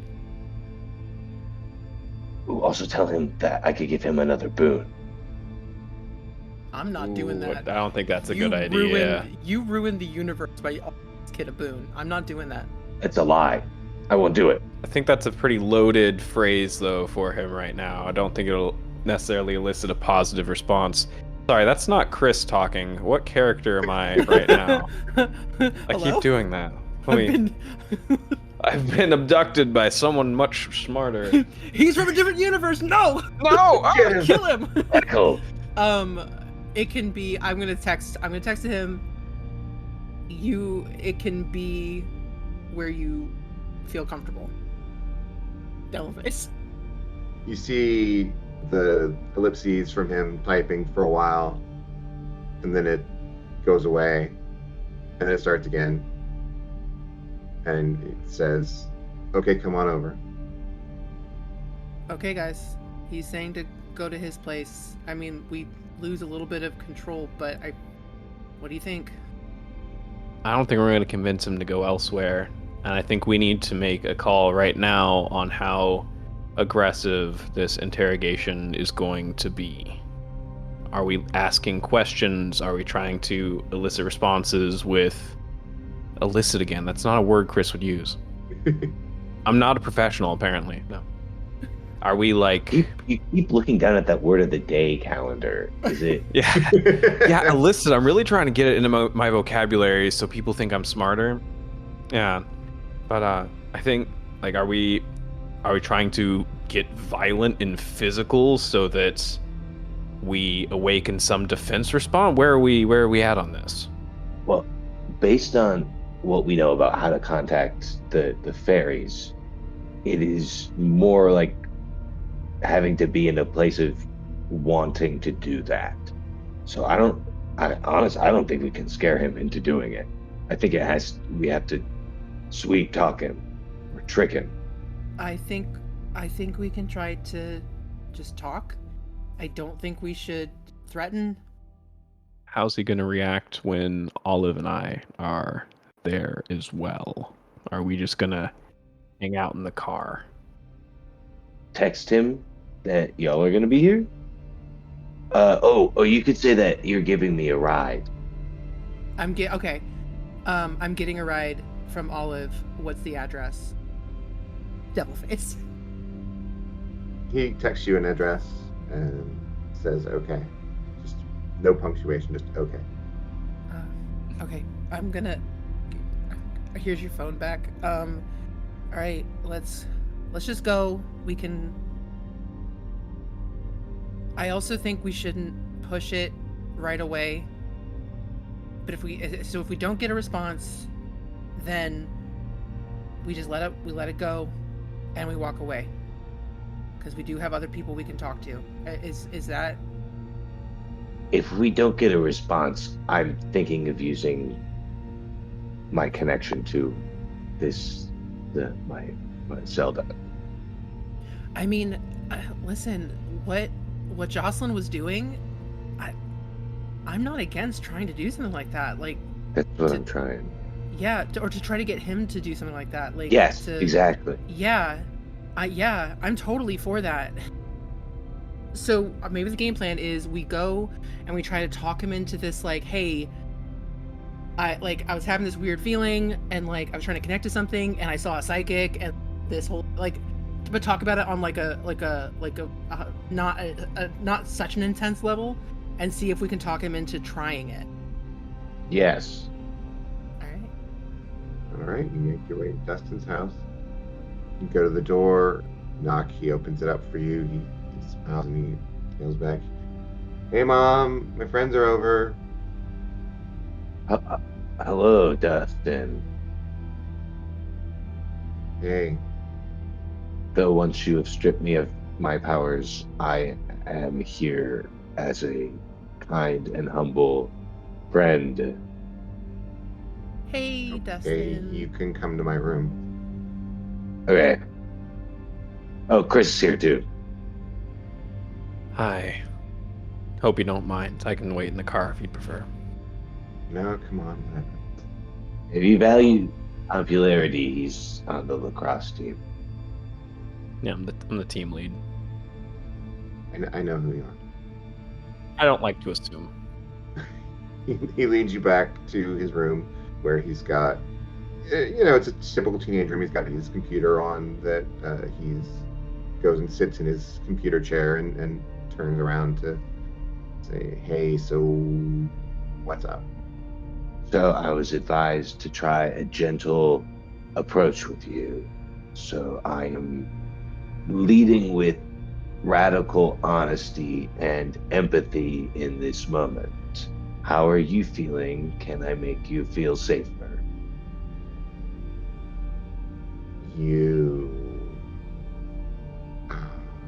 I feel safer with other people here, for sure.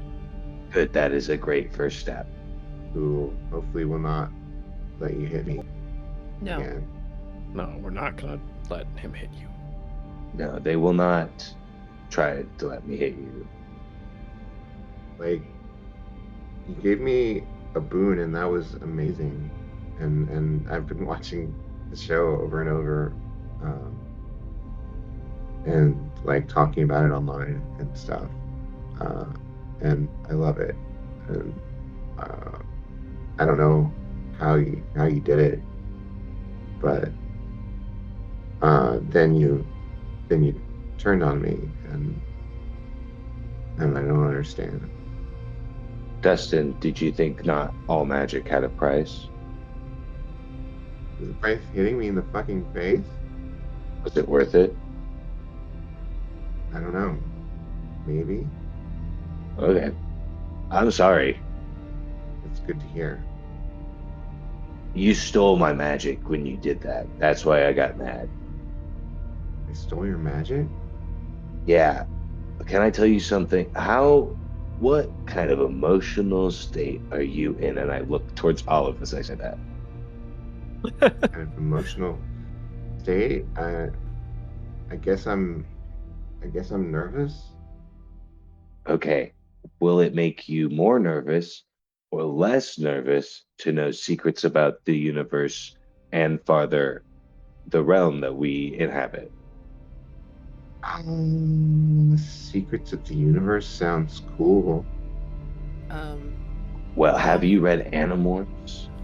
While this conversation is happening, could I look around his room, hopefully doing a notice roll, see if it looks like anything?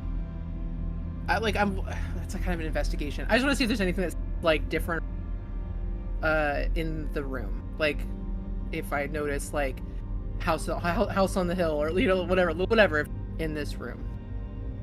Okay, yeah, you can do a notice. It's not as thorough as an investigation, but you can do a notice. Yeah, I'm mostly just trying to do like a vibe check. Vibe check. Listen, my dice are not happy with me today. So that vibe check is just an average. I mean, he does have House on the Hill stuff. Dustin, I have a question for you first. You seem to remember a time when there wasn't a house on the hill. Is that correct? No, there's always been House on the Hill. They just took it out of production, and then I couldn't find anything about it online, like it was gone.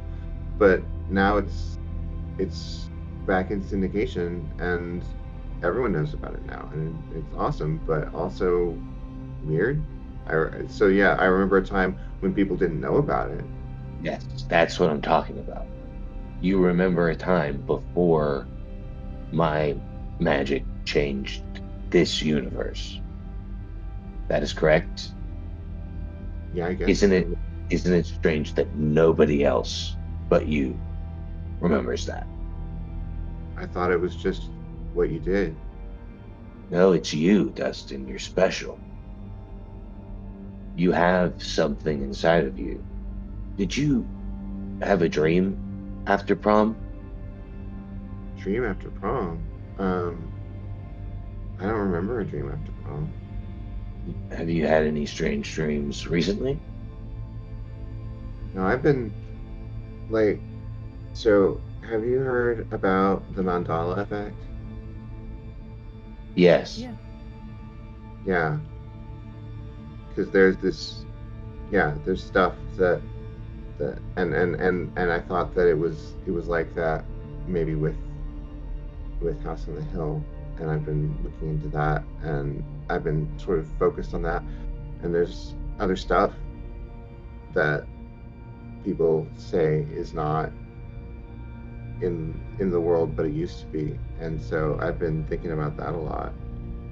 Have you noticed that? So sorry to like jump in. I'm fascinated. Have you been really noticing a lot more since prom? Is that like when you've been noticing these things? I mean, there's a whole forum like with local people on it about that game Mandala that used to be that used to be around, and I remember it too. Like it was like kind of like a sinister game that was all like parents were upset about it, but now no one knows it's here except for the people on the forum. You said it's and- local people, like Lantern Cove people. Yeah, it's on a local website. What is it? I'm gonna pull out my phone. I'm like so curious. Can you show me, or can you give me like the website or share it or something? Yeah, sure. Yeah, I've been on it. I've been on it so much. And he shows you, and you log on, and there are it's a group of people talking about a game called Mandala, which apparently was a science fiction game that had some weird dark stuff in like the subtext of it, and there's a lot of people on this local forum talking about it, and most predominantly is mikari@gmail.com. Noted. Do you know if these people on this forum, do they remember when people didn't remember House on the Hill? I didn't ask, so I don't know. If I'm looking through this, can you kind of see how many users, like, can I see how many, like, unique users are on here, like 20, 30, smaller? There's not a user list that's public, but you can see from engagement that it was just a very small corner of a forum, and as the days go by, lots more people are joining. Oh, a lot more people are joining? Yes, it's like it started as a local thing, but now there's people, as far as you know, from everywhere talking about it. Okay. Oh no. So, okay, we're gonna sound crazy, Dustin. I'm so sorry. This has been a wild conversation just to listen to, but like, Gus isn't wrong. Like, you are special because you remember this before and after time. So, we just tried this thing. We were talking to a psychic, and they actually like helped us open our third eye. And Gus was talking about what you were going through, and I was kind of curious if you'd want to try that, because maybe you could see more and like see more about like the secrets of the universe that Gus was just talking. You want to do like a psychic thing? It's kind of psychic, like that's kind of the easy way to describe it, but it's more like just becoming even more in tune with who you are as like a whole person and opening up your brain even more. It's like that third eye. And it could be silly. I mean, it's just a thing. And I like, but you know, like I thought it might be a cool thing to try if you'd be down. I think I was wrong. You're okay, cool. You're down. Okay, cool. Gus, what'd you say? I said I think I was wrong. Wow, I don't think you're like us. like you?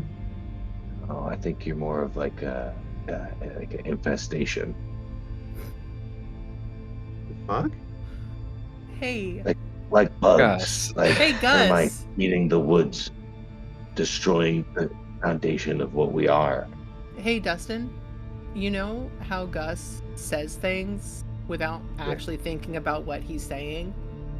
Oh, he thinks about what he's saying. He just doesn't. He just says it his way. He says it the Gus way. Yeah. Yeah, the right way. I don't think he matters. I think we can go. Hey, I think we should try. Okay. Yeah. Sure. Sorry. Okay.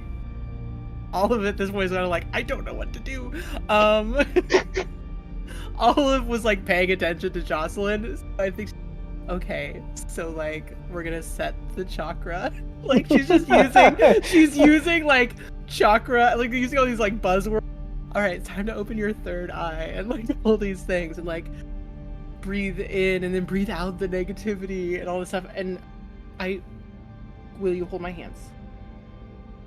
Yeah, okay. And then she just starts saying whatever it was as close as possible to what Jocelyn had said to help Gus. All right, give me a lore roll. I have lore. It's not good, but I have it. Do I have any lore that I could use to? Of course not. Why am I even asking? No. Hey Gus, you want to help me with lore? How? I don't know how you can help me. Okay. No. That's not what Jocelyn said at all. What she said was word for word repeats. I don't have a high lore. Okay, sure. Yeah, just what I did. I focused on something I really wanted to see, and something that was like calling out to me, and was a vacant hole in my soul. And then try that.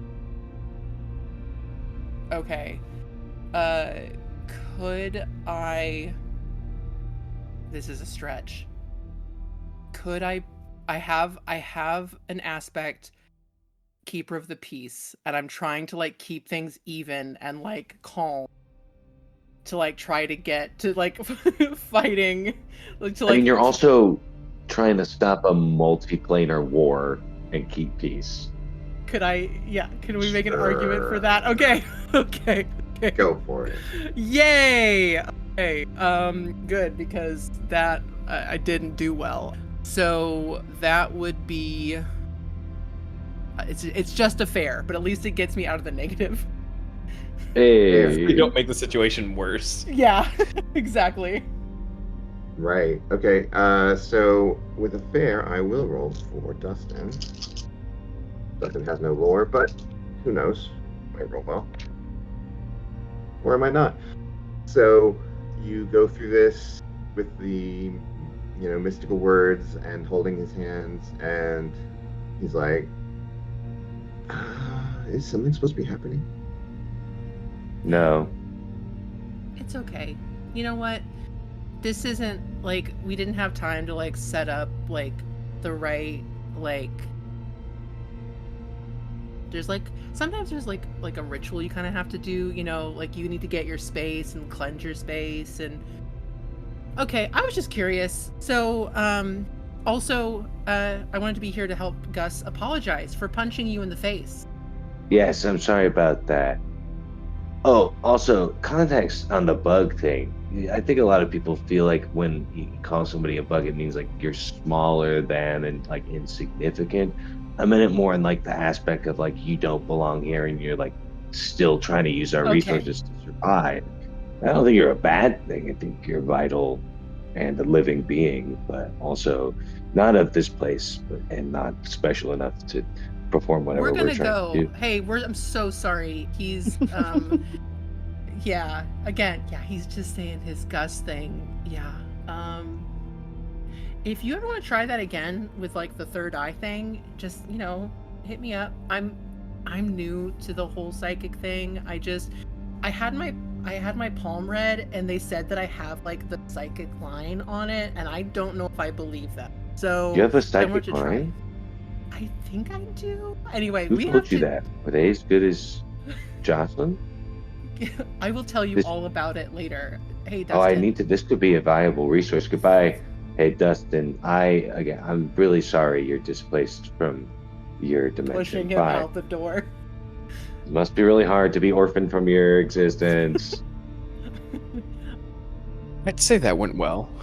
That could have gone worse for sure. That Olive went is great. Also, we don't have to worry about Dustin's feelings anymore because I don't think he's one of like a conduit So- or whatever.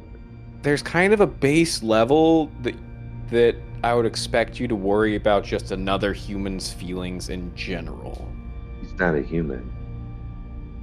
Even if he's a human from another dimension, he's still human with thoughts and feelings. Oh yeah, but he also ripped a hole into. hey bud, hey Gus. You did that. With the help of him. I mean, I'm not saying that he wasn't the trigger, but you did it. Yeah. It's like if you like push somebody off a cliff, what kills them, the pushing or the fall?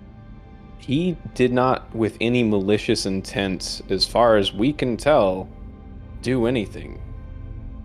True, it's complicated. It's so complicated. I am texting a link to that forum to the WhatsApp group because obviously nothing but the WhatsApp group. And I'm going to do a quick explain to Freya and Atticus, to everybody, but like specifically being like, hey guys, check out these users. Like all of these people are remembering crazy things. So like it's so much bigger than here. calling Dustin an infestation absolutely was a dick move. That's an inside voice kind of comment. Because of the connotation of bugs. That, and also because if that had triggered the whatever inside of him, that could have triggered him into attacking us. So also, like, just on a plain, just a strategy level, maybe we don't do things to. I don't want to upset an anthill of fire ants. Okay. So maybe we be careful about what we say that could potentially rile up a whole horde of dangerous things. Okay, I'll try to. Okay, yeah. Could you write it down for me? I would love to write it down for you. Thank you. I could put it on index cards or something. This is gonna be good. Hey, here's another idea. Maybe when you have a thought, if you text it, because that way it gets out of your head. No, out of your head. Text it to me. That feels really. You're okay. Just I'll for do now. that. You have unlimited texting, right, Olive? I do. And listen, Okay. I also have the ability to mute my text messages if I need to. Okay, I'll do that. No, that's a great idea. Just don't say Thank them out you. loud. I won't. I got it. And then if I see something, I'd be like, yeah, that's a thing that you should definitely say to this person. But anyway, Okay. I get Okay. it. I do understand that you want to say the thing, because sometimes you just have to say the thing. I got it. I'll do that. I appreciate this. So we will move from that conversation back and rewind back in time to when we split up the other group. So, where are you headed? What are you doing? To the group chat. Atticus says he has an idea, and he says, to the group chat, do we need this phone anymore? Talking about Principal Gilman's phone. I mean, it's good to have, but probably don't need it. But we also need to get rid of it at some point. That's We've very true. I think we've exhausted what we can get out of it, is my point. Yeah, probably. I'd say first check the contacts, see if we can get any of the addresses for the other houses, and then ditch the phone. Okay. It's okay. Okay, then drive me. Can we stop by my house? And I will clone any addresses, any contacts, screenshots, all that stuff. Do it in the Dropbox. I would like to hide Principal Gilman's phone in my stepdad's work truck. Yeah, give me a stealth roll.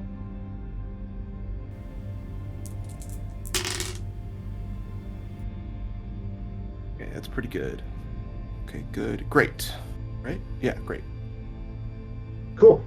So you successfully hide this device in your stepdad's.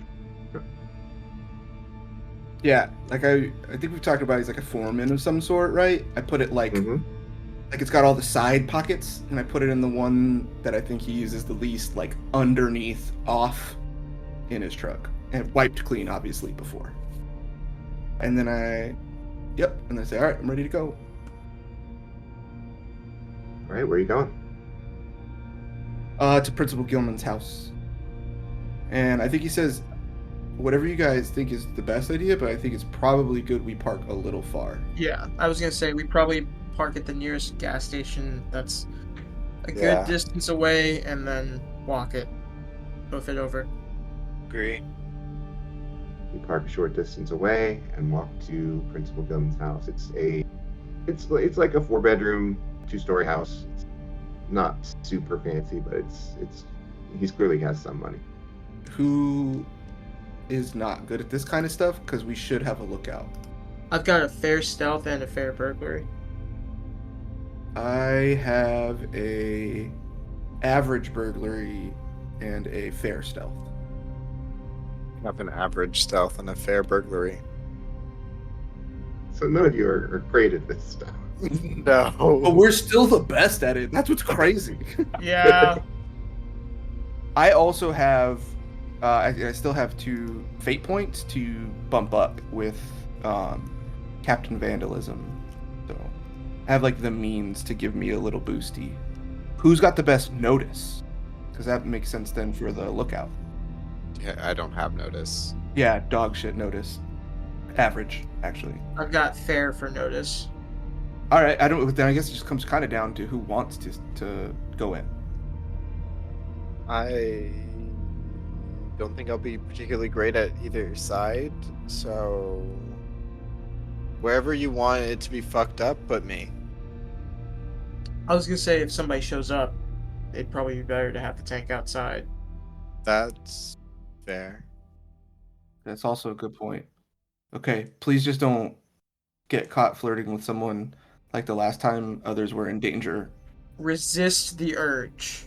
If there's someone super hot with tattoos, I truly get it, but just kind of maybe keep one eye open.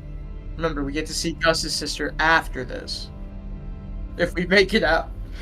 If we make it out. If we make it out, we can go back to Gus's house after the high fan. Big brain. Okay, let's go. Stealth or burglary first? Go ahead and give me stealth first, and then you can do burglary. Okay. We both have fair for stealth, right? Been rolling hot. Let's see if the streak continues. Just be like a catastrophic. God damn it. Oh. 4 pluses. Yeah. Dude, nice. We love that. Then I will help. I will help you. Okay, so fair goes to fantastic, epic. All right. You are one with the shadows, you two, as you make your way to the house and prepare to break in. So now it's the burglary roll. Okay, I should also do this because I have the fate point. So if you help me, or well, you're one above, so I could get you one above. But do you have a fate point that could do something for it? I should say, do you have an aspect that you can tap into to boost your burglary? Nah. No fucking way! Did you do it again? No Wow. fucking way all right. you did it again. Oh my god. Insane. Actually insane. This makes up for that one episode that was like episode 3 or something where I fucking rolled like 3 negatives and then skipped 1, 4 negatives, and yeah. Okay, so +1 gets me to fair, and then +4 gets me to fantastic. I won't use the fate point. I feel like a fantastic's okay to get in here. All right. You sneak your way through.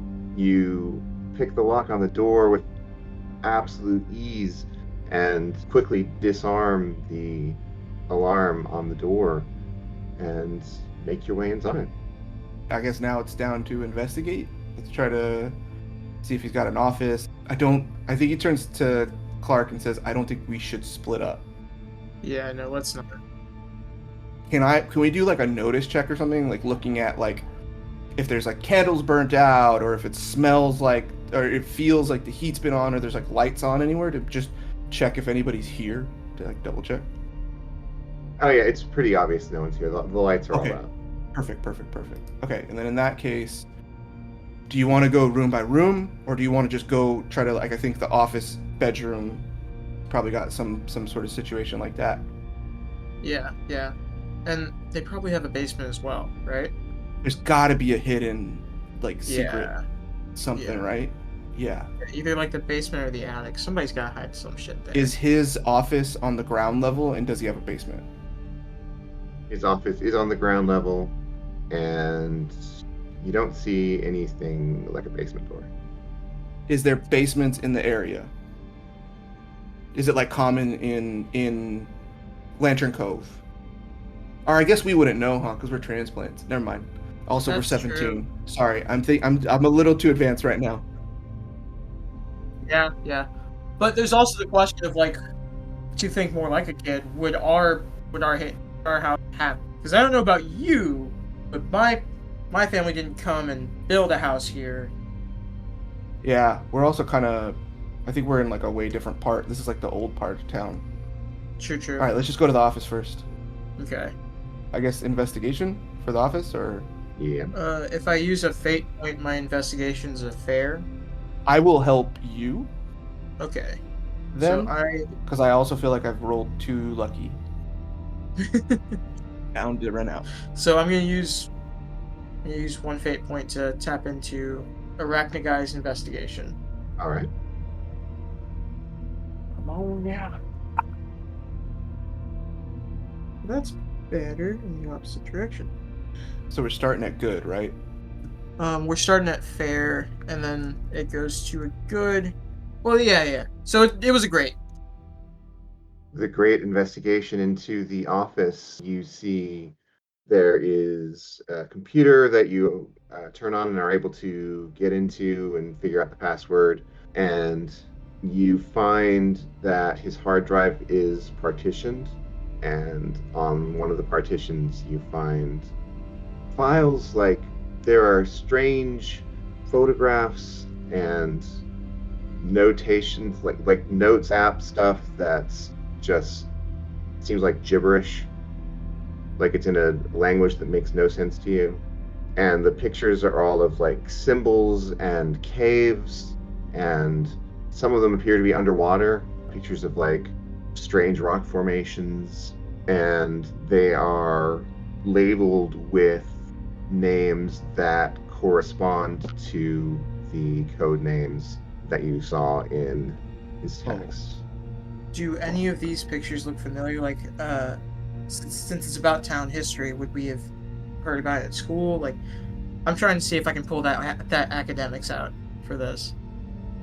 One of the pictures is at, you can see just in the corner of it, like it's a sort of a rock shelf, and like above it in the corner you can see that the Vinton Lighthouse is closed. So you have that as a reference point. Again, he's just got like a Ziploc bag full of right little Thumb drives. thumb drives. Sorry, my brain is fully overloaded right now thinking about. He tries to download, like copy, not specifically move it, but copy everything there. And then, is that all we find in the office? We don't find like any sort of safe. Can we look under the rug, see if there's any like trapdoor shit? Looking behind pictures. Just want to make sure we leave nothing. Yeah, that is all you find in the office. Perfect. Okay, do you want to go to the bedroom? The master? Or do you want to just stay on the ground floor and see if we find any other like secret, freaky cult rooms? There's some eyes wide shut shit. This has an upstairs, so it's gotta have an attic too. Maybe. Yeah, sure. Let's go. So let's check upstairs, I think. You go upstairs, there's a couple of bedrooms up there. There is a door to an attic. There is a lock on that door. I will try to pick this lock, I guess. Okay, you know what? I'll let you ride on that burglary roll that you already have. You're able to pick the lock, and you open the door. It comes off. It folds out into a ladder, and you go up into the attic. There's a strange smell in the air in the attic, like musty, moldy, wet. It smells wet in the attic. And you find it is the strangest place that you've seen in a house, at least. There is like drawings of sort of geometric symbols on the floor. There are little items like strangely shaped rocks with holes in them. There is like a rusty knife. There are candles and incense burners. It looks like a place made for strange rituals. Can we take pictures of everything? For sure. Send it to the group chat and say, anybody know what this could be for? And then can we do another investigation to see like if we can figure something out? Mm-hmm. Sure. Would I have to roll something to see that these rocks kind of look or resemble anything to do with the rocks in the photos? that we saw on the hard drive? They do look similar. You don't have to roll for that. So by using the group chat and sending all the pictures, can I get the help action from everybody who has investigate? Yeah, we can say that this is happening at around the time when they finish, so sure. Perfect. So, Olive, does Gus have investigate? Remind me, what did you send again? All the pictures of everything in the creepy room. Got it. Yeah, so if I recognize anything, I can. Oh, hey, this, there, that. Yeah. So Gus I do also have has investigate. investigate. Okay, so that's, and then Clark also has investigate as well, right? If I use my fate point. Oh, no, it's fine. I think we'll just do. We could do plus 3 is fine. Okay. It's a good place to start. No +4 this time, just a +1. Well, I guess which gives me a +4. So, superb. Superb. Well, this is definitely a place of meeting. There are spots set out that you can tell for 7 people.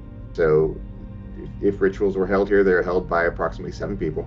And the rituals appear to have involved some sort of bloodletting, because there's blood on the knife, not like fresh blood, but old blood.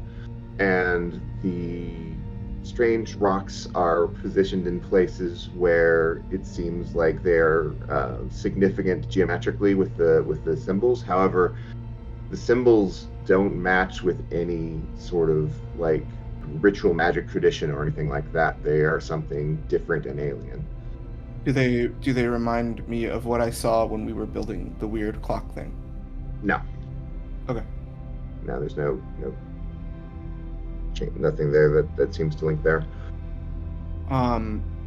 Okay. Atticus turns to Clark and says, "Hey, okay, I got a thought. I think we pitch it to the group, obviously, to ask first.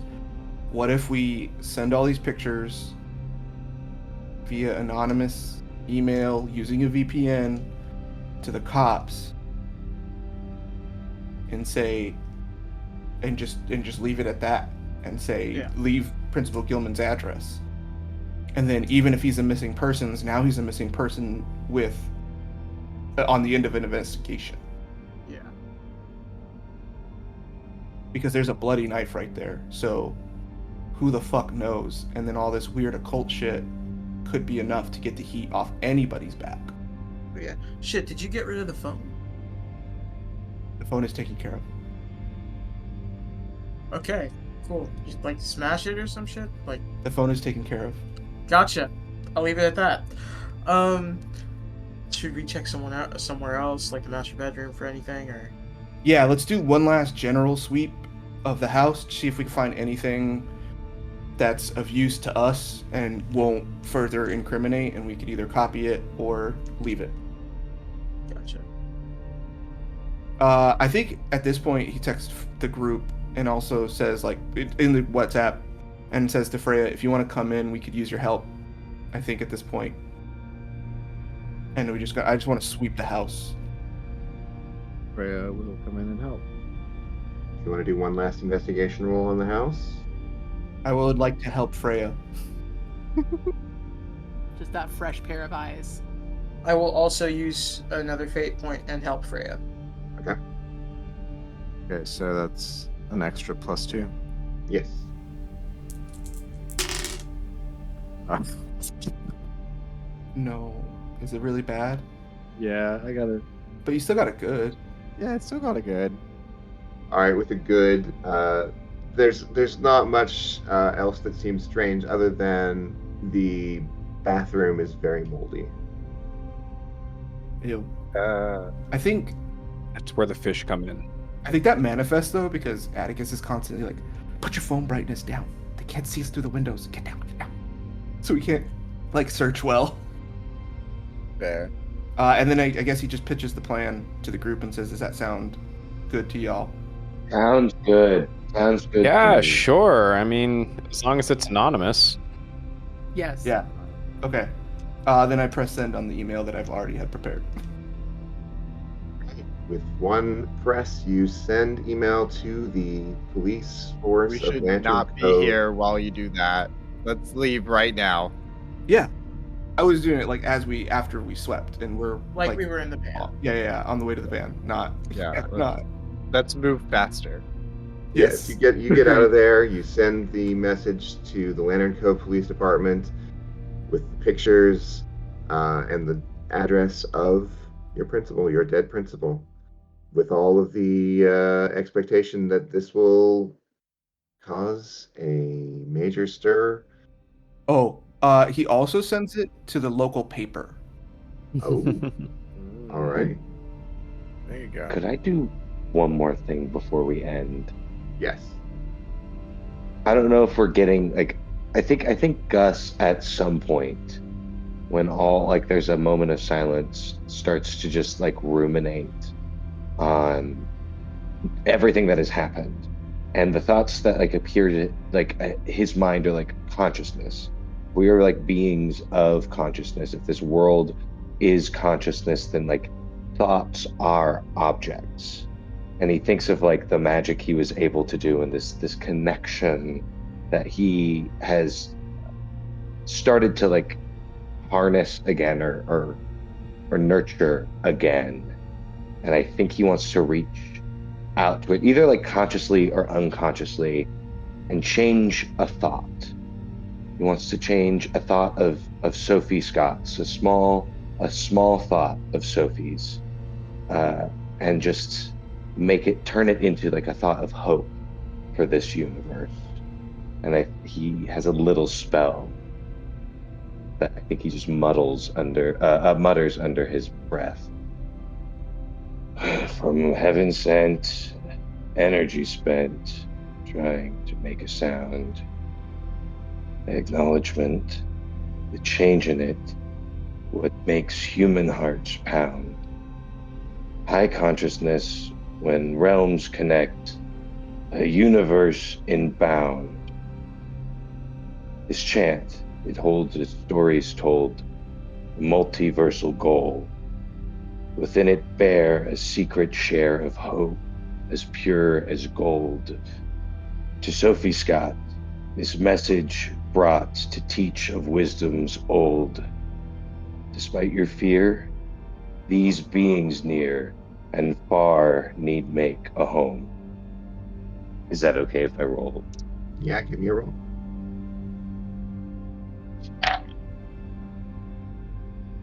Okay, so that is a fair. Reach out with your freshly recovered power. It hurts Gus so badly to do it. And it reaches out and you feel it touch and you feel it make contact with Sophie Scott and with the being that is more than Sophie Scott. And you feel, if you're reaching outwards with your hand, then what you feel is a hand grabbing it and pulling. And that's where we will end tonight's session. You keep fucking with the fabric of time. Yeah, Come on. Yeah. you're making some decisions. You gotta explore, man. Hey Gus, You gotta reach out. Hey Gus, that would have been a text message.